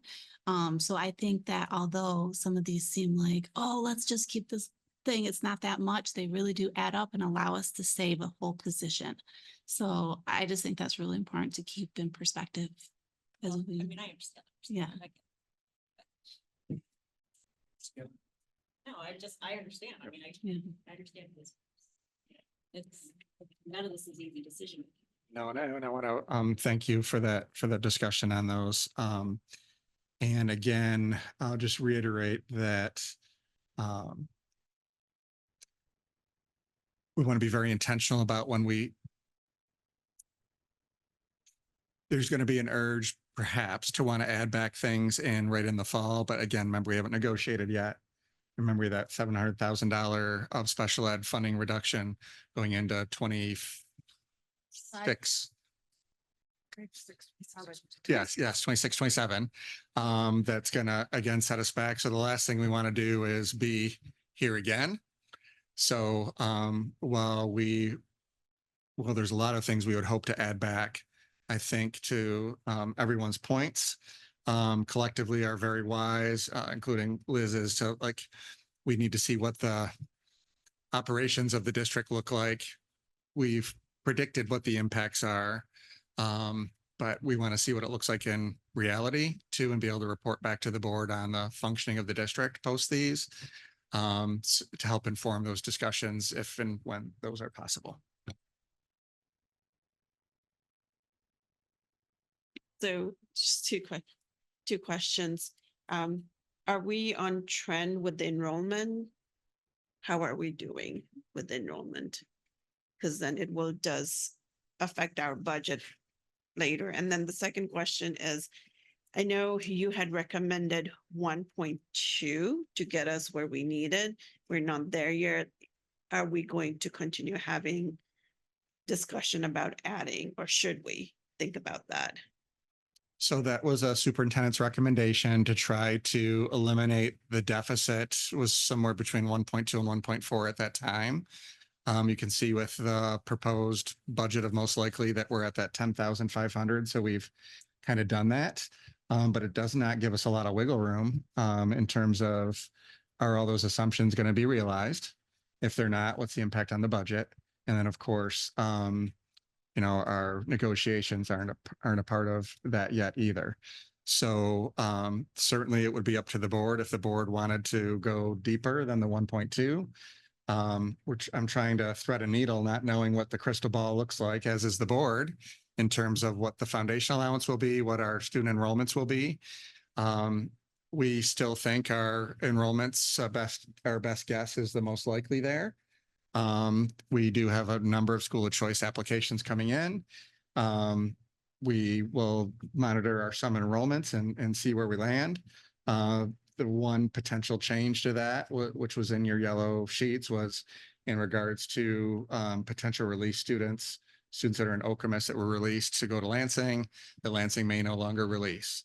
So there's students there that are currently in our counts that we could lose if Lansing won't release them back. And so folks know that are out in the community what a release is. A release is a special circumstance where we have school of choice openings, but we don't accept every school of choice opening that we have. Okay. So we make anyone that wants to come to Okemos that's not a resident student applies for school of choice. We have some students that are already here in Okemos and their family may have moved. It might be a junior at the high school and their family moved in Lansing because a housing change or an employment change, and they want to stay in Okemos. They would apply through school of choice, but I can't handpick that kid out of school of choice and say, number 47 was an Okemos kid. He's already in our number, so I'm going to pick them out of school of choice. No, I have to do a lottery. And if I don't pick that kid, then he's technically, or she is out of Okemos for their junior or senior year. Probably not in a student's best interest. So superintendents in the past have worked together to say, are there some things that we consider an exception for the benefit of the student so they could stay? And we've done that. Lansing no longer wants to do that, and that's certainly up to them because these are Lansing resident students. In some other districts may be choosing not to do that either because these are, enrollments equal money, $10,000 a student. So some of them want to recapture kids that may be their resident students. We like to try to find the gray, but it's not our purpose to try to usurp the school of choice process. Again, we make all the students apply. They may or may not be selected, and then if the resident district agrees to say they can stay in Okemos, they can sign a release. Again, that's only in a special circumstance, not to usurp that. So that could impact our numbers. I don't know if it will yet or not. I can tell you we have healthy school of choice numbers coming in already. I think we have 150, 160 applicants. Rihanna told me, I think just today, and we're only halfway into the window. So we will be communicating that out to our families that are on release, that they need to check with the district, their resident district. We have not changed our approach, but if the resident districts change their approach, then we will have no way to capture those students that are already in our numbers that may be residents of other districts. Is this about that? Yes, Trustee Doxy. Can you clarify? So is Lansing School District, like, they're not considering case by case basis? It's just a blanket, they're not interested in. I just want to be clear. So it's a little unclear. And I talked with the Lansing superintendent last week. We had a good philosophical discussion and disagree. His position is that they shouldn't be on release for multiple years. They should, go back to the school with their resident. If they want to attend, they should move into the district where they live. Or just keep accepting school of choice until you take them all. What we don't do is open our school of choice to some districts accept every school of choice application they get. We don't, because we don't want to add the staffing, nor do we have the space actually with the number of rooms. So I would say in my conversation with with the Lansing superintendent that I don't think there's a lot of wiggle room. However, I wouldn't say it was totally closed. But I did not get the impression that they philosophically believe in the release process.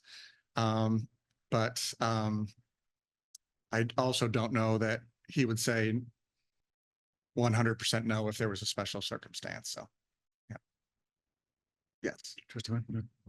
Is this also the same for staff that live in Lansing, their children? The release process? For So staff. like, Yeah. if there's staff that live in Lansing and they currently have their kids go to Okemos, is that a release situation? Would they also have to go back to the Lansing I school? think they're accepted through an employee school of choice or Child of an process. employee. Child of an We did employee. the Thank you. separate, there's Yes. probably 20 different ways a non-resident can be a resident or be counted in your district.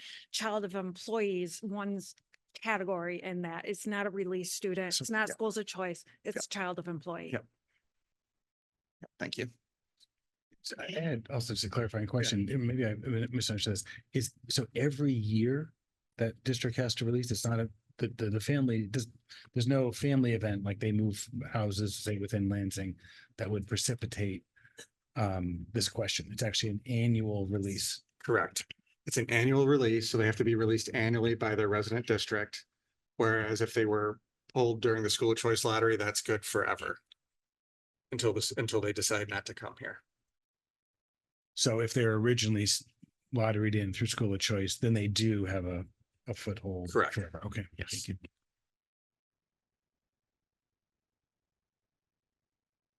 Okay, so back to our budget conversation. Obviously, this is relevant, so thank you for that explanation. Again, I would just kind of invite, I think the nature of consensus is not none of us get everything we want, right? Each of us would create a different budget than we wind up with collectively, so we understand that. So I guess this is an opportunity to, again, I've heard Trustee Phelps and Kavanaugh kind of say that they wouldn't have put in the club cuts and just again, is there anything else that people would want to move around at this point, or is this the budget that we want to see next week to approve as our preliminary budget for the next school year? Trustee Doxy? Given Director Lynch's reminder that like we won't know the impact, like the full impact of some of these decisions, I'm supportive of where we landed at this time. So thank you. Thank you for that. Other thoughts? Do you have any ideas of the shifts at this point, or do you want to sit with what we have, or?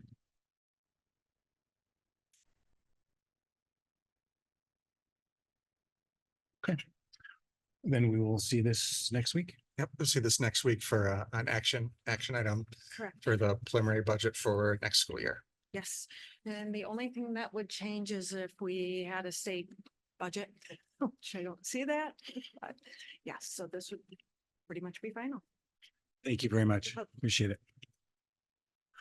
Okay, now we finally have citizens address agenda and non-agenda items. I'm not going to read through the language that's on the agenda and online on board book, but Trustee Phelps has volunteered to be our sit-in parliamentarian. I do ask that you keep your comments for less than 3 minutes.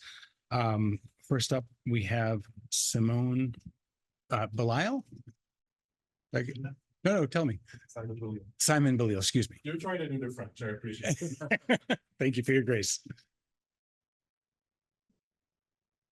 Good evening, Simon Belial, 1374 Silkwood in Okemos. I won't repeat that I have 2 kids and they're both looking forward to being in school in Okemos for a while. I want to discuss, we've talked about the state budget not really being there. At the last meeting 2 weeks ago, you were telling us please to help us exactly who we need to talk to. I think it's Speaker of the House that's kind of blocking right now, but don't be afraid to say it out loud. Because if there are future cuts that need to happen because the state can't get their act together, I do want to emphasize, prioritize to save academics, keep existing resources. And we've, 2 weeks ago, all of you were saying we don't want to cut people that are already in place. while we have that in the budget with a couple delays and positions that are not filled right now, we're used to working with the resources that we have. And there are great ways in the way the budget was accounted for to come to pretty big chunks at 6 figures a pop without cutting people that are currently in place. So I do want to emphasize that. I'm very glad to see that on this first day of the Okemos Math Academy, that our gifted and talented coordinator Jennifer Eddy is going to be staying and will not be recommended to be cut, where she's an essential resource to a lot of children. I think way more than in numbers that maybe some of you had interpreted 2 weeks ago. So I want to make sure we get the right numbers on that when we're talking about this, because I am more of an optimist than I was when I made some noise a few years ago about the Cornell location. You probably remember me from that. I do want something good to come out of this. And 2 weeks ago, and I'm going to look towards the 4 of trustees over there. It was one of you, I can't remember who it was, but suggested that if we could have some of the staff that are not necessarily teachers do little presentations about what they do and how they interact with students. I think those could be cut in shorts if we have a YouTube channel or whatever we do in a minute. Explain what our staff do. It'd be good education for the public, for students, for parents, for you on the board who are not in the schools every single day or have children that have aged out or in the high school level versus elementary. I think this was a great idea. I would benefit from that personally, even though my child has talked to every professional in the school so far. So I go back to helping us advocate in the right place, and appreciate the effort that you've put into this and the pain. Let's not be afraid of the words. It is painful for all of you, and the thought that you've put in this. And I want to finish by thanking you for another great school year. And also, although you're not part of the board, Superintendent Hood, having to deal with all the junk that we had to deal with at the very end, you're doing great. And the communications were great on that one this year. So we appreciate that. Thank you. Thank you. Anyone else? No? Anyone online? No comments. Okay, thank you so much. Okay, it is now time for superintendent reports and requests. Superintendent Hood. Yeah, thank you, President Buffett. Again, good evening, trustees and members of the Okemos community. Couple of things in my report for this evening. Wanted to let you know that wasn't last Friday, it was 2 Fridays ago. Christina, the director of Edgewood Early Childhood Center, and I met with the Edgewood Early Childhood Center parents, families, any staff that wanted or were able to come over at Edgewood. And at the meeting, we provided an initial update regarding the indicators that we said we would share with the board throughout next year, and talked about some of the strategies that we've been implementing to make sure we can meet the assumptions to have our community ed programs be at least break even or maybe profitable. You can see we already built that assumption into the budget for next year. We had around 18 families represented and or staff. I think it was actually a few more than that by the end. And had a really good discussion about what we're doing, some advocacy they wanted to take to maybe potentially create a parent group and how they would go about doing some of those steps. And then the promise from me of continuing to meet with them and present them those updates prior to those coming to the board. So we will present the June Edgewood update at the next meeting. Christina will be here, but I want you to know that's already been presented and shared with those families. So not to get ahead of the board, but we are getting ahead of the board just to share with our constituents and build those relationships. So really good discussion, and the commitment is there from me and from Christina to keep that going on a recurring basis and prior to board updates. So you'll hear from us in June. And again, in, I think we said October, maybe it was a little before then. The big unknown right now is the Kids Club enrollments. So Kids Club is really our before and after care at our K-8 buildings. As you'll recall from those presentations, that really helps float that offset some of the costs of the other programs that have the lower ratios. So of course, we don't know what those enrollments are. we're hitting our 75% in the other areas, but we really need to hit it in that area to make sure we're good. We're not assuming there'll be any less. Matter of fact, we're doing things to advertise that we think may increase those enrollments. So we hope we see some of the fruits of that labor, and that makes our financial outlook at Community Ed even stronger. Christina has been outstanding in her leadership in assessing the needs at Edgewood and building those relationships with staff and with the families, and working with Liz and Lara and myself to really lead that that program and that building in a very positive direction. So I'm very, very encouraged. But again, we're going to share with you the numbers throughout next year to make sure that we're meeting the promises we made to the board and community in regards to those programs being sustainable and quality programs for the district. So just wanted to give you that update. Secondly, I wanted to take a moment to be accountable to the board and staff and community in regards to something that I did not follow through on this year, that I talked about at a number of meetings, and something I did not do.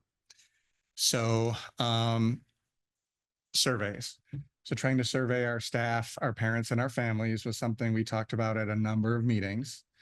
And I'm not going to give you excuses besides to tell you I did not follow through on that, and understand that that comes with an impact to my relationships with trustees of trust or of follow through, and certainly making sure the district has the data it needs to move the district forward in regards to a strategic and informed approach to our goals. And a lot of our goals are based on perception data, and without that perception data, we don't know whether or not our what we're doing is having the desired impact. So you're not going to hear excuses from me. You're going to hear me acknowledge that this evening, and acknowledge that I know that that puts the work back in terms of not having that baseline data for our strategic plan to go into next school year.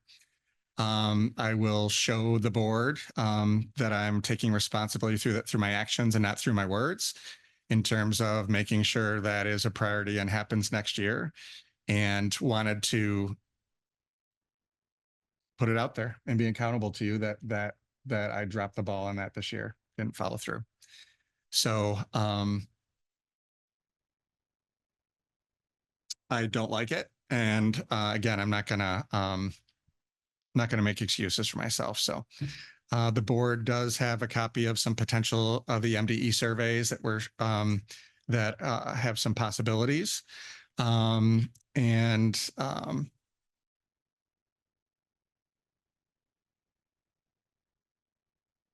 I just, period, full stop. I don't want to speculate anymore on that, and be in the position to make excuses for myself. So you heard it from me. Your handbook. Budget.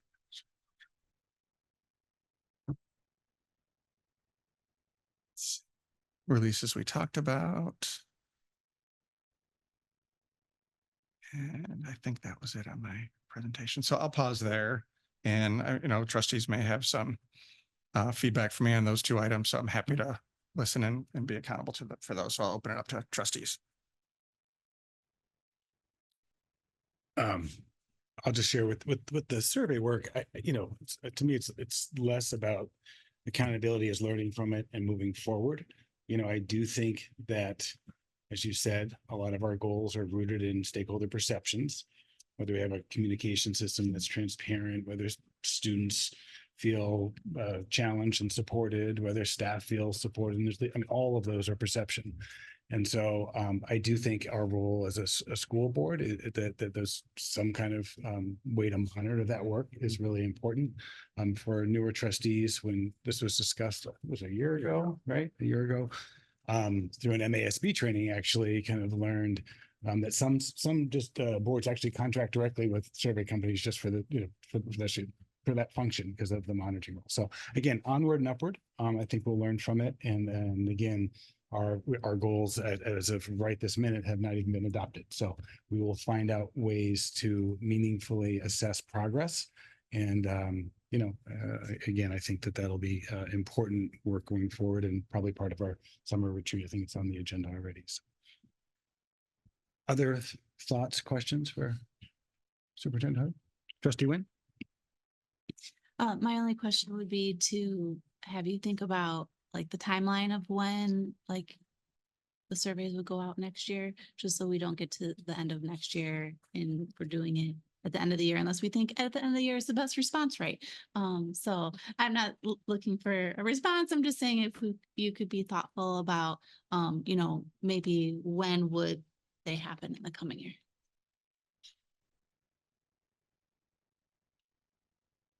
Other thoughts, questions for Superintendent Hood? Okay, seeing none, we'll move on to board reports and requests. We'll start by acknowledging receipt of correspondence.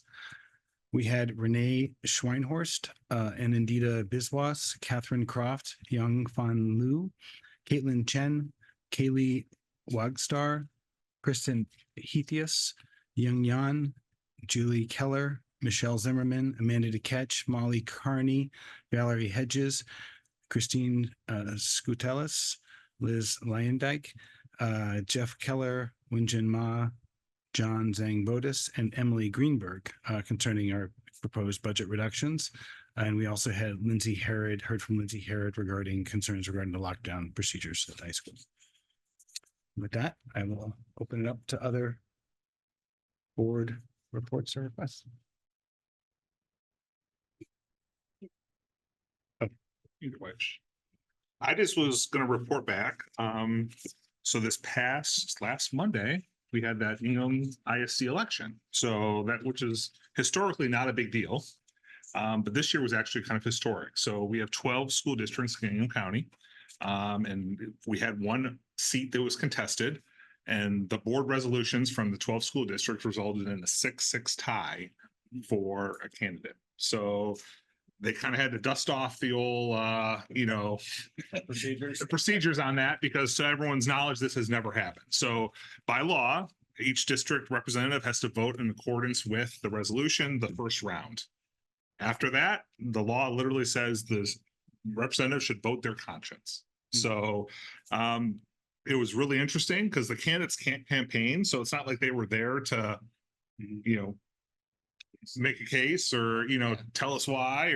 So it was really interesting because there were some candidates who knew some of the representatives, so the representative kind of like, oh, I know this person, and it was just really interesting. So I think we had to go through 3 or 4 rounds of voting, and I will say I actually ended up changing my vote just for the reason that the board originally supported Joel Gearing and I supported Caitlin Sallow. And in one of our previous rounds, the board actually supported Caitlin Sallow until we understood later the process. So I didn't necessarily have an issue with that. But yeah, it was really interesting. So we were, I was kind of honored to be part of history because this has never happened to the knowledge of any school district. So, or in the ISD rather. So Caitlin Sallow was elected to the board. So I was reporting back of what happened there. So the chance could be yours in 2 years to potentially be part of history. Thank you for representing us and not calling on the alternate. I really appreciate that. Trustee Kavanaugh. First of all, we haven't had a meeting since commencement, right? Right? Commencement was great. That was whether we had a meeting and I forgot last time. I don't think we had, but just want to say how nice that was. And the orchestra was especially wonderful that night too. So I wanted to mention that. But Wednesday is Protect the Pack. Want to remind everybody from 5 to 7 at thanks, Stacy, at the OHS Stadium. We moved to the stadium again this year where we started. 3rd annual? 4th annual. 4th annual. Wow. Awesome. So we are in need of a few more volunteers. If the board has any time that night, let us know. And there's going to be food trucks, new food trucks, more food trucks, bigger and better this year. I think we have 30 agencies that are going to be represented this year. So it'll be this Wednesday, 5 to 7. Thank you for that update and also for your incredible leadership on that event. It's something we look forward to every year. So It's not historic like Andy's report. a little more meaningful to people in our community. No offense, Yeah, but other reports and requests. I will put in the space, Superintendent Hood sent around the results of the strategic planning goals. Is that later on? It is. Okay, Yeah. sorry. So I'm sorry. I get the other That's thing okay. I'm focused on is our board retreat. Yes. And I want to thank trustees for helping shape that. And also for stepping up to facilitate some pieces. This is a chance to kind of finalize it because we're going to be heading into the summer and then we're going to, I don't know, next week we'll talk about maybe Yes. some other dates, but in terms of calendared meeting dates that we have right now, we have next week and then we have our retreat. Yep. So we want to make sure that we're in good shape with that. When I asked about questions, people didn't have any. There was some concern that it was a little bit ambitious for the day. And then there's also a request that we kind of recap what we did last year. So that's the feedback that we got in terms of suggestions for improving it. And I just wanted to open up the space to see if there's anything that we wanted to shift here. I think the vision, please correct me guys if I get this wrong, but the vision for the committee reports is that a representative from each of these would share some of the accomplishments of the committee, some things that they've learned, and kind of if there's a sense of what's ahead that they would just kind of report on that about 5 minutes each. The board would also do that as a collective, kind of like the director reports that we can kind of report out some of the things that we've done. And I mean, you see the rest of the agenda. I hope it's pretty straightforward. Trustee Burns had said to be happy to help lead some of the things that are under 5A and 5B in the afternoon, which is about the kind of priorities for next year. Things like AI, growth versus proficiency, measures of achievement. Some things I'm just reading from his feedback. So I guess it's just open. I want to see if Trustee Phelps also signed up to help us facilitate the conversation about board operating procedures. So thank you for that. And Trustee Doxey, I think you're on about planning for next year. Also, did I get that right? So.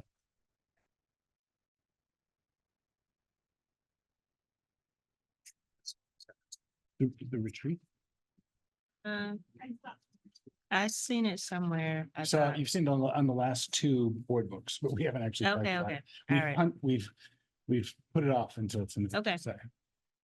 And we, I'm happy to open this up again next week to finalize it, but I just want I just want to make sure we had some moment to. Right. Strategic. I did the same thing. I know which. It's all. I know. It's all. I know. Well, I know. yeah. I know. I know. Like, is Yeah. it this further in the? So yeah, the strategic planning goals is on the agenda and is to Okay, come. we're good. And so I am gonna just invite trustees to either complete that survey, if you want to take on a piece of it. I think that the suggestions we have are very easy to integrate. I'm not worried about that at all. And I guess it's just a question if there's anything else that is not here that should be here. And we'll create another space next week just to see if there's any T's to cross or I's to. Okay. All right. Anything else for board reports requests? Okay, seeing none, we'll move on to action items. Within action items, there is a consent agenda. Can I have a motion, please? I move that the board approve items 1 through 6 for immediate implementation and appropriate action. Item 1, approval of the minutes of the regular meeting of May 12th, 2025. Item 2, approval of the minutes of the executive session meeting on May 12th, 2025. Item 3, approval of the minutes of the regular meeting of May 19th, 2025. Item 4, approval of the minutes of the special meeting of May 27th, 2025. Item 5, approval of the minutes of the executive session meeting on May 27th, 2025. Item 6, acknowledge receipt of the May financial statement and approve payment of all bills for May. Moved by Trustee Phelps, supported by Trustee Wynn. All in favor, say aye. Aye. All opposed? Ayes have it, 7-0. There's also some additional items. One, Superintendent Hood, some clarification over the Michigan High School Athletic Association's item. And that does require a motion and a roll call. Is there anything you want to more to say? No, pretty self-explanatory that we need to take action annually to affiliate with MHSAA. If we don't take that action, we're not a part of our league and our kids can't participate in the, the playoffs and all the MHSAA activities. So this is something we strongly support the board, take action and adopt.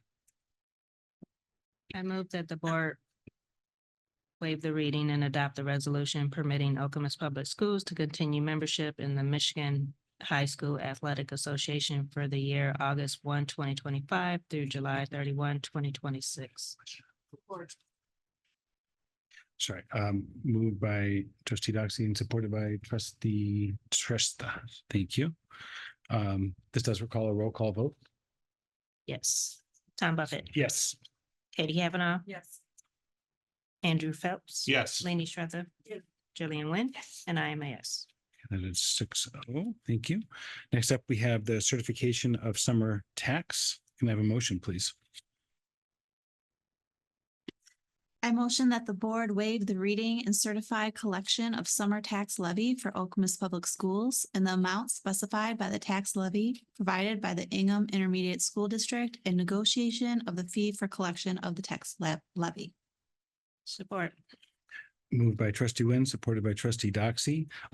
Trustee Burns did have a kind of a question about this for discussion down the road, which is just, I guess, some laws have recently changed around local levies for sinking funds. And it's just a wondering. So I'm just putting that out there.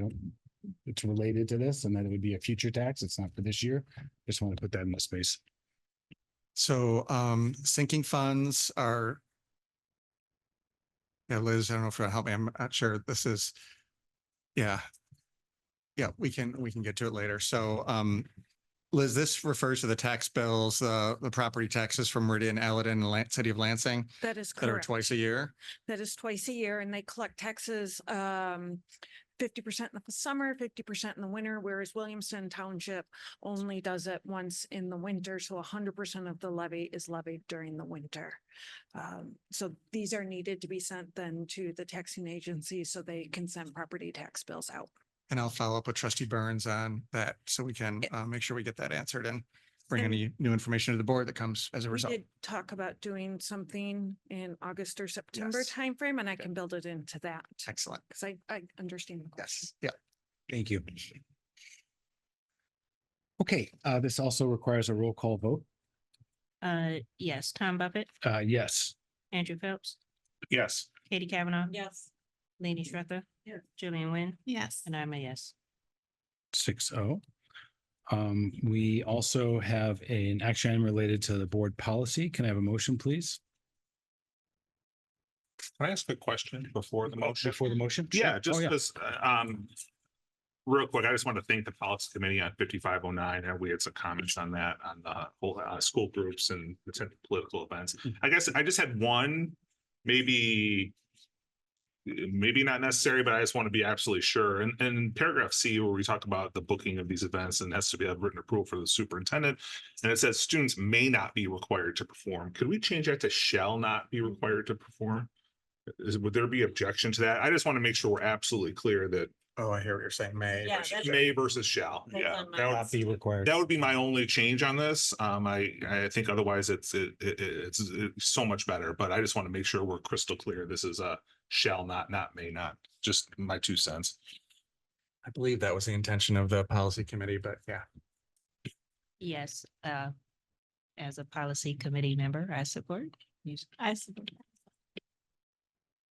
Trustee Hammond? No, that was on my list too. And actually, I had another question on this one. I do appreciate that it got revamped a little bit. But I feel like the political rally or event, I think those are two different things often. And so I don't know. I mean, a political rally to me implies a candidate running. And that to me seems very different than like a bill signing, which I would see as an event. And I don't think our students should be at a political rally.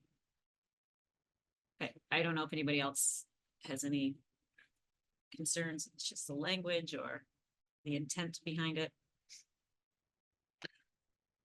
So like at the situation where, like when my daughter was at Central many years ago, she got to go to the state, the Capitol, and she might have seen a bill being signed there. Would that conflict? I mean, just as a, is To that the me, kind that of? seems like if somebody, that's an act of government, you know, and somebody has already been elected, like, you know, if it's the governor comes here to sign a bill and we have students behind her. To me, that seems different than a political candidate, you know, a rally that somebody who's not actually representing the district. They're just hoping to represent the district. I don't know if anybody else sees that differently. Or if there's any reason to see those differently. Yeah, I agree with you, first off. To me, I was okay with it from this, because this added language regarding the superintendent, you know what I mean, it has to give written approval. I mean, you know, I think, you know, giving the superintendent certain flexibility on making those calls, I don't think our superintendent would approve, oh yeah, we're going to send all of our students to the Andy Phelps for School Board rally and, you know, have them, you know, sing or whatever, you know what I mean? Like that doesn't make sense. You know, But versus a maybe bill signing. I'm sorry. But maybe they should. No, they definitely should not. At your- No, that's a very specific example of what we should not be doing. So I don't know, to me, in response, trustee Kavanaugh, I kind of gave the superintendent the, you know, benefit of the doubt in making that call there. But I agree with what you're saying. Yeah. You know, that, you know, political events should not be what we're sending our kids to, like a political rally. I don't consider a bill signing to be a political, to your point, you said it's a function of government. Right. So. Right. No, and I agree. That does make it more palatable to me, that's saying the permission from the superintendent. However, we don't know who the superintendent could be No, in the that's totally future, which, you know, I don't know if I feel the same. I mean, as somebody who would hopefully hire that superintendent, I think I would have a say in it, but you know, like in the future, who knows? I don't know if that's enough for me. I will say that the policy committee did have this very discussion, right? And the thought was, again, if it was a bill signing or like the events vary. And so that's kind of why we left it to the, you know, with approval by the superintendent. Definitely understand your concern, trustee Kavanaugh. We don't know who can be in that seat at some point, but as a board, right? There is some influence there in terms of where the board stands at the time in terms of what we would be supportive of or not, regardless of who's in the seat. So just want to put that out there in terms of the conversation that took place with the policy committee. Appreciate that. No, and I will say too, if we have the shall not language, I mean, ultimately that's our students' call, and their parents' call. You know, if they consider it overtly political and that's not something they want to be involved in, then they do not have to be there. Yes, So, I agree. which is to me, the ultimate release valve. I agree. The shall not makes it much better than may not, and so. Trustee Shrestha? I was also gonna say, I think we need to trust superintendent, whether it's Mr. Hood or somebody else in that position, because even with the bill signing, we might have a time where a lot of our families might not agree with whoever is signing the bill or whatever bill, you know, and that might happen. But also, even if it's a rally, it might be a historic moment like President Obama running as a first African-American. And if this is just an example, you know, if the school has the opportunity to just send our students to his rally, you know, being a historic moment, I'm just giving example like those, I think, and trusting our superintendent to make that decision and that call will I'm okay with that. I would push back on the rally part still, though. I mean, I take your point, but still, I wouldn't want my kid to have to go to a rally of a candidate that we might not agree with. But the shall not, I think, saves us there. But yes, I take your point. We get it. Trustee Wynn? I guess I was wondering if we should change the wording to political event and take out the word rally. I- It's yeah. still, it could include a rally technically, but it's not specifically maybe encouraging it in the language. If, I don't know if that's helpful or not. I would. To me, that's very helpful. That it's the rally part that I think I have a problem with, because event. Maybe it's political event. Maybe we say a government event or government, I don't know. Because political starts to bring in a whole bunch of issues. I think you have to put political, because if you put government, then we're not saying anything about political. Well, that's true Then too. the floodgates are open. Right. So removing rally. I don't hate the remove rally portion. I think because a political rally is also a political event, but we're not specifically calling out rallies as something we would consider. Because I tend to agree with Trustee Kavanaugh. I would be really hesitant for me to say, you know, and I'm not disagreeing on historic events, but what one parent might think as a historic event that I should send my child to, one might vehemently disagree with that statement. So I don't want to put us in the position of making the calls for parents on what they would support there. So, but to the point of taking out the word rally, I think that improves it as well. I think that's a positive change. Is anyone opposed to taking out rally there? Okay, thank you for that. I had two other areas, sorry.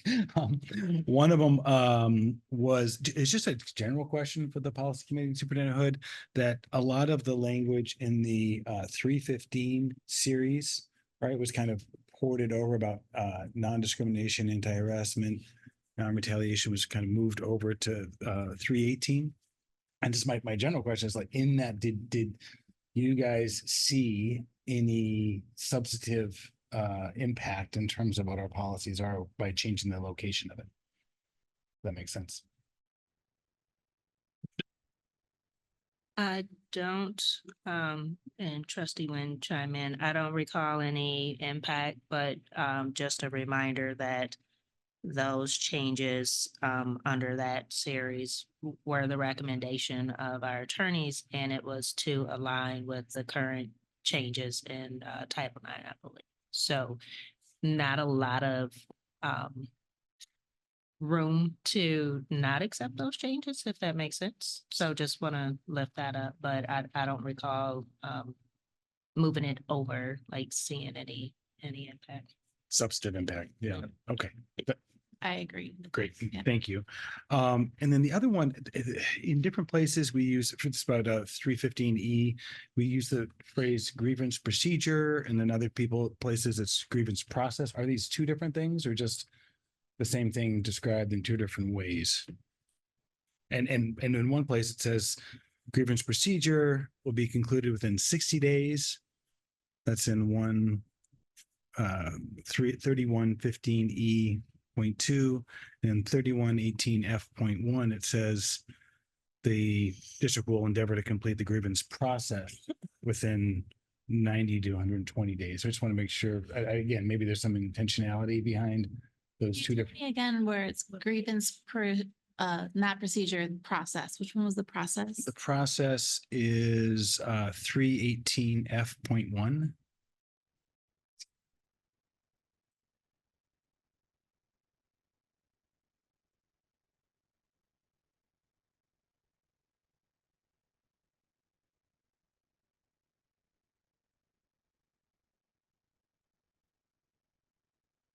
Sorry. It's taking me a while. And so I did notice with the procedure, okay, yeah. So with both of these, I guess what we could do is double check the where we define terms, because both of these grievance procedure and grievance process, if you notice, those are uppercase. That means that it's a defined term that should be in our terms. So I could try to pull those up to see, to make sure they're both listed as separate definitions. But that's always an indicator when you look and you see something like that where they're capitalized, that is a defined term that means separate things, but I'll look that up. And yet, if they're not, then the time frame should be the same, right? If they're the same thing. So either way it goes, I just want to be consistent. Grievance process is in the terms on, like, if you're looking at it in the board book on page 27. Trying to find Oh, yeah. procedure.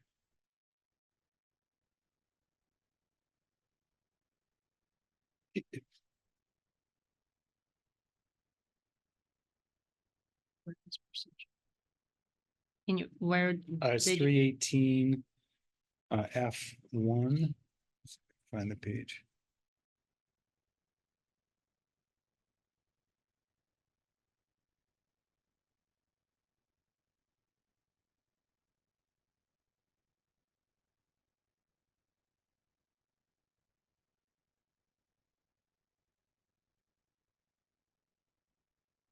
Uh, 31 on your book.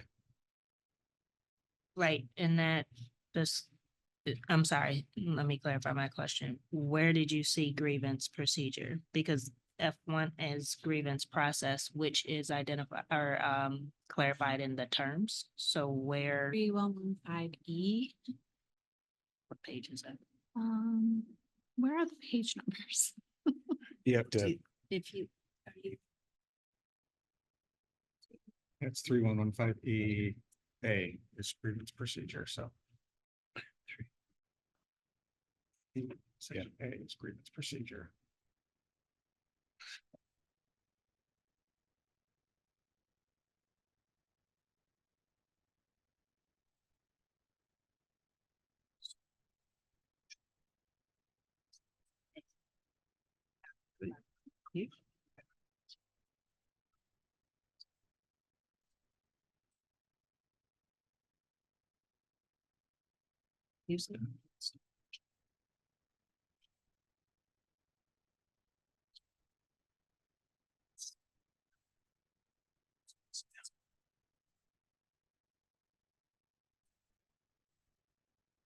Yeah, I only I'm not- see I only grievance. see process. I see So- procedure, it's listed in the terms under 3115A, and it's number 9. yeah, could, maybe, the committee can just look at that one in particular. I will get some page Sure. numbers for you, but, tomorrow. So you have that. But just before we, adopt them next week, yeah. Sure. This is a long discussion before a motion. Yeah. That said, anything else before we make a motion? I'm happy to make a motion. I just want to clarify what policies are we talking about that we're sending back to committee so we don't inadvertently make a motion to adopt them. Thank you. 5509. 3115. I think 5509, I think we can do as amended. Right. Okay. I was talking about, I was thinking the ones that we were just discussing. I think it's, yeah, I mean, 3115 and 3118. Just the specific sections of those. Yeah. Can you remind me of the sections just to make sure? Sure. 3115 and E.2 E2. Mhm. and 3118 F.1. Thank you. Thank you. Are we also, there's 3115 B, C, D, E, F, H. Are those also going back to committee or are we, is that? What I don't know is if there's other uses of those terms and it's. We should. Okay, Just so maybe let's just put those take- back to take them. committee. Okay, Yeah. that's fine. Yeah. Okay, I can make a motion then, that's fine. If we're ready. Any other thoughts before a motion is made? Okay, trustee Phelps. Okay. I move that the board waive the reading and adopt final reading of board policies 3402 drills, plans and reports, 4213 anti-nepotism, 5206 student discipline, and 5509 as amended public appearances and school groups. Moved by trustee Phelps, supported by trustee Kavanaugh. All in favor, say aye. Aye. All opposed? Ayes have it 6-0. Next up, we do have some discussion items. And the first up is now the strategic planning goals. Superintendent Hood shared the results of the survey. And before we talk about them at all. I just want to thank the community members. I mean, really going back to April 28th at the high school, those who have put more time and energy into helping us improve them between now and then through giving feedback on surveys, attending a Zoom. Really appreciate the input from our community on these. When they came to us last week, superintendent had put out a survey, just a kind of a pulse check for us. And he sent out the results, which you guys have seen. Everyone had either a 4 or a 5. There are also some suggestions for some tweaking. So I just want to open up the discussion because our goal would be to formally approve these next week. Just a general comment that I really appreciate the ad hoc board committee that was put together. This is so much improved over, when we left on April 28th versus what we have today is just such a better product. So thank you for all that were involved. This is, I can be in support. I'm certainly open to suggestions, but I'm in support of as they are right now. I could approve them. So I think they're pretty dang good. Trustee Gavin. Thank you. I just want to make sure everybody sees that on the communications and community engagement, that A was left out so that we will establish a transparent, consistent, easily accessible communication system that actively engages. Because just that one little letter kind of being left out changed it a little bit. So when you took the survey, Yeah. it was a little wonky because I think that letter just got left out as we were. I think A is in It the is thing in that the final on the thing. final thing. Yep. Yeah. But in case anybody saw that. And also engages. So Yes. those are my suggestions Yep, and they're already and there. So what that's we perfect. made Okay. there. So I just want to make sure everybody sees that. And then can I just say on our mission, our actual mission statement or our mission, the ... was heavily criticized, but I feel like we need a comma together, educating with excellence, empowering every learner for life. But I will leave it to the people with better comma skills. It just still. Is that our resident English major? Really? I know, but I Okay. gotta say, even in my my thesis, I thanked one professor for her common knowledge because it was always iffy for common knowledge. But it just seems like we need something there. Should have a comma. I don't have a strong opinion on that. I'm fine either way.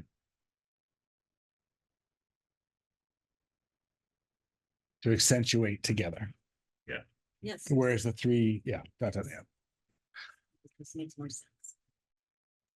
I like pauses, so I like commas. I'm not opposed to having a comma there. Yes, since we can't have ... Anyone else?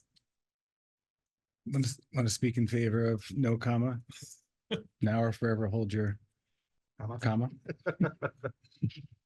Okay, so that's one again. We will have a vote on this next week. So any other changes? I had just one more. Yes. Which one was it? Hold on. It was learning environment. Yes. Okay. So it ends with for all learners, and maybe we want to keep that. But up above, like in our mission and in our vision, we say every learner. So I just wanted to make sure, do we want to align that wording so it ends in for every learner, or do we prefer all learners in that one case? Yeah, I like every learner. I like I think that, I agree with you. I like that as well. I made that. And that's under again, the learning environment and culture, correct? Yes. Yep, got it. Just updating that document for next week. Yep. Okay, other thoughts? I'll bring in again, Trustee Burns sent some, he can live with all these, in support of all these. He just kind of cautioned us. He's very supportive of having a teaching force that is reflective of our student body, but he just wanted to have our eyes wide open regarding to that challenge. Some data that he shared was 89% of Michigan teachers are white, 79% are female. So just as a cautionary wording around how much, administrative bandwidth it'll take to increase that, given that most teachers work around where they where they teach, live around where they teach. So again, he had some ideas actually for building a more diverse pool. So we can talk about those another date, but just as a, that was his reaction to that goal. And again, very supportive of the goal. Just wanted to be sure we know the challenge. Okay. Oh, what was the one? There was three, four. Was that the second one? It was the third one. What was the third one? The communications exchange agent was equal. It was 3-3, 3-4s, 3-5s, I believe. Okay. Yeah. 6 participants. Yep. I think the rest had a majority of 5s. So Okay. 5, 1 or 4-2. Yeah. So again, any adjustments to that one in particular who didn't have full support? Being on the ad hoc committee, I had full support of all these. Just want to put it out there. But I'm open to making them better. I missed the comma. I missed every learner, so it's all better.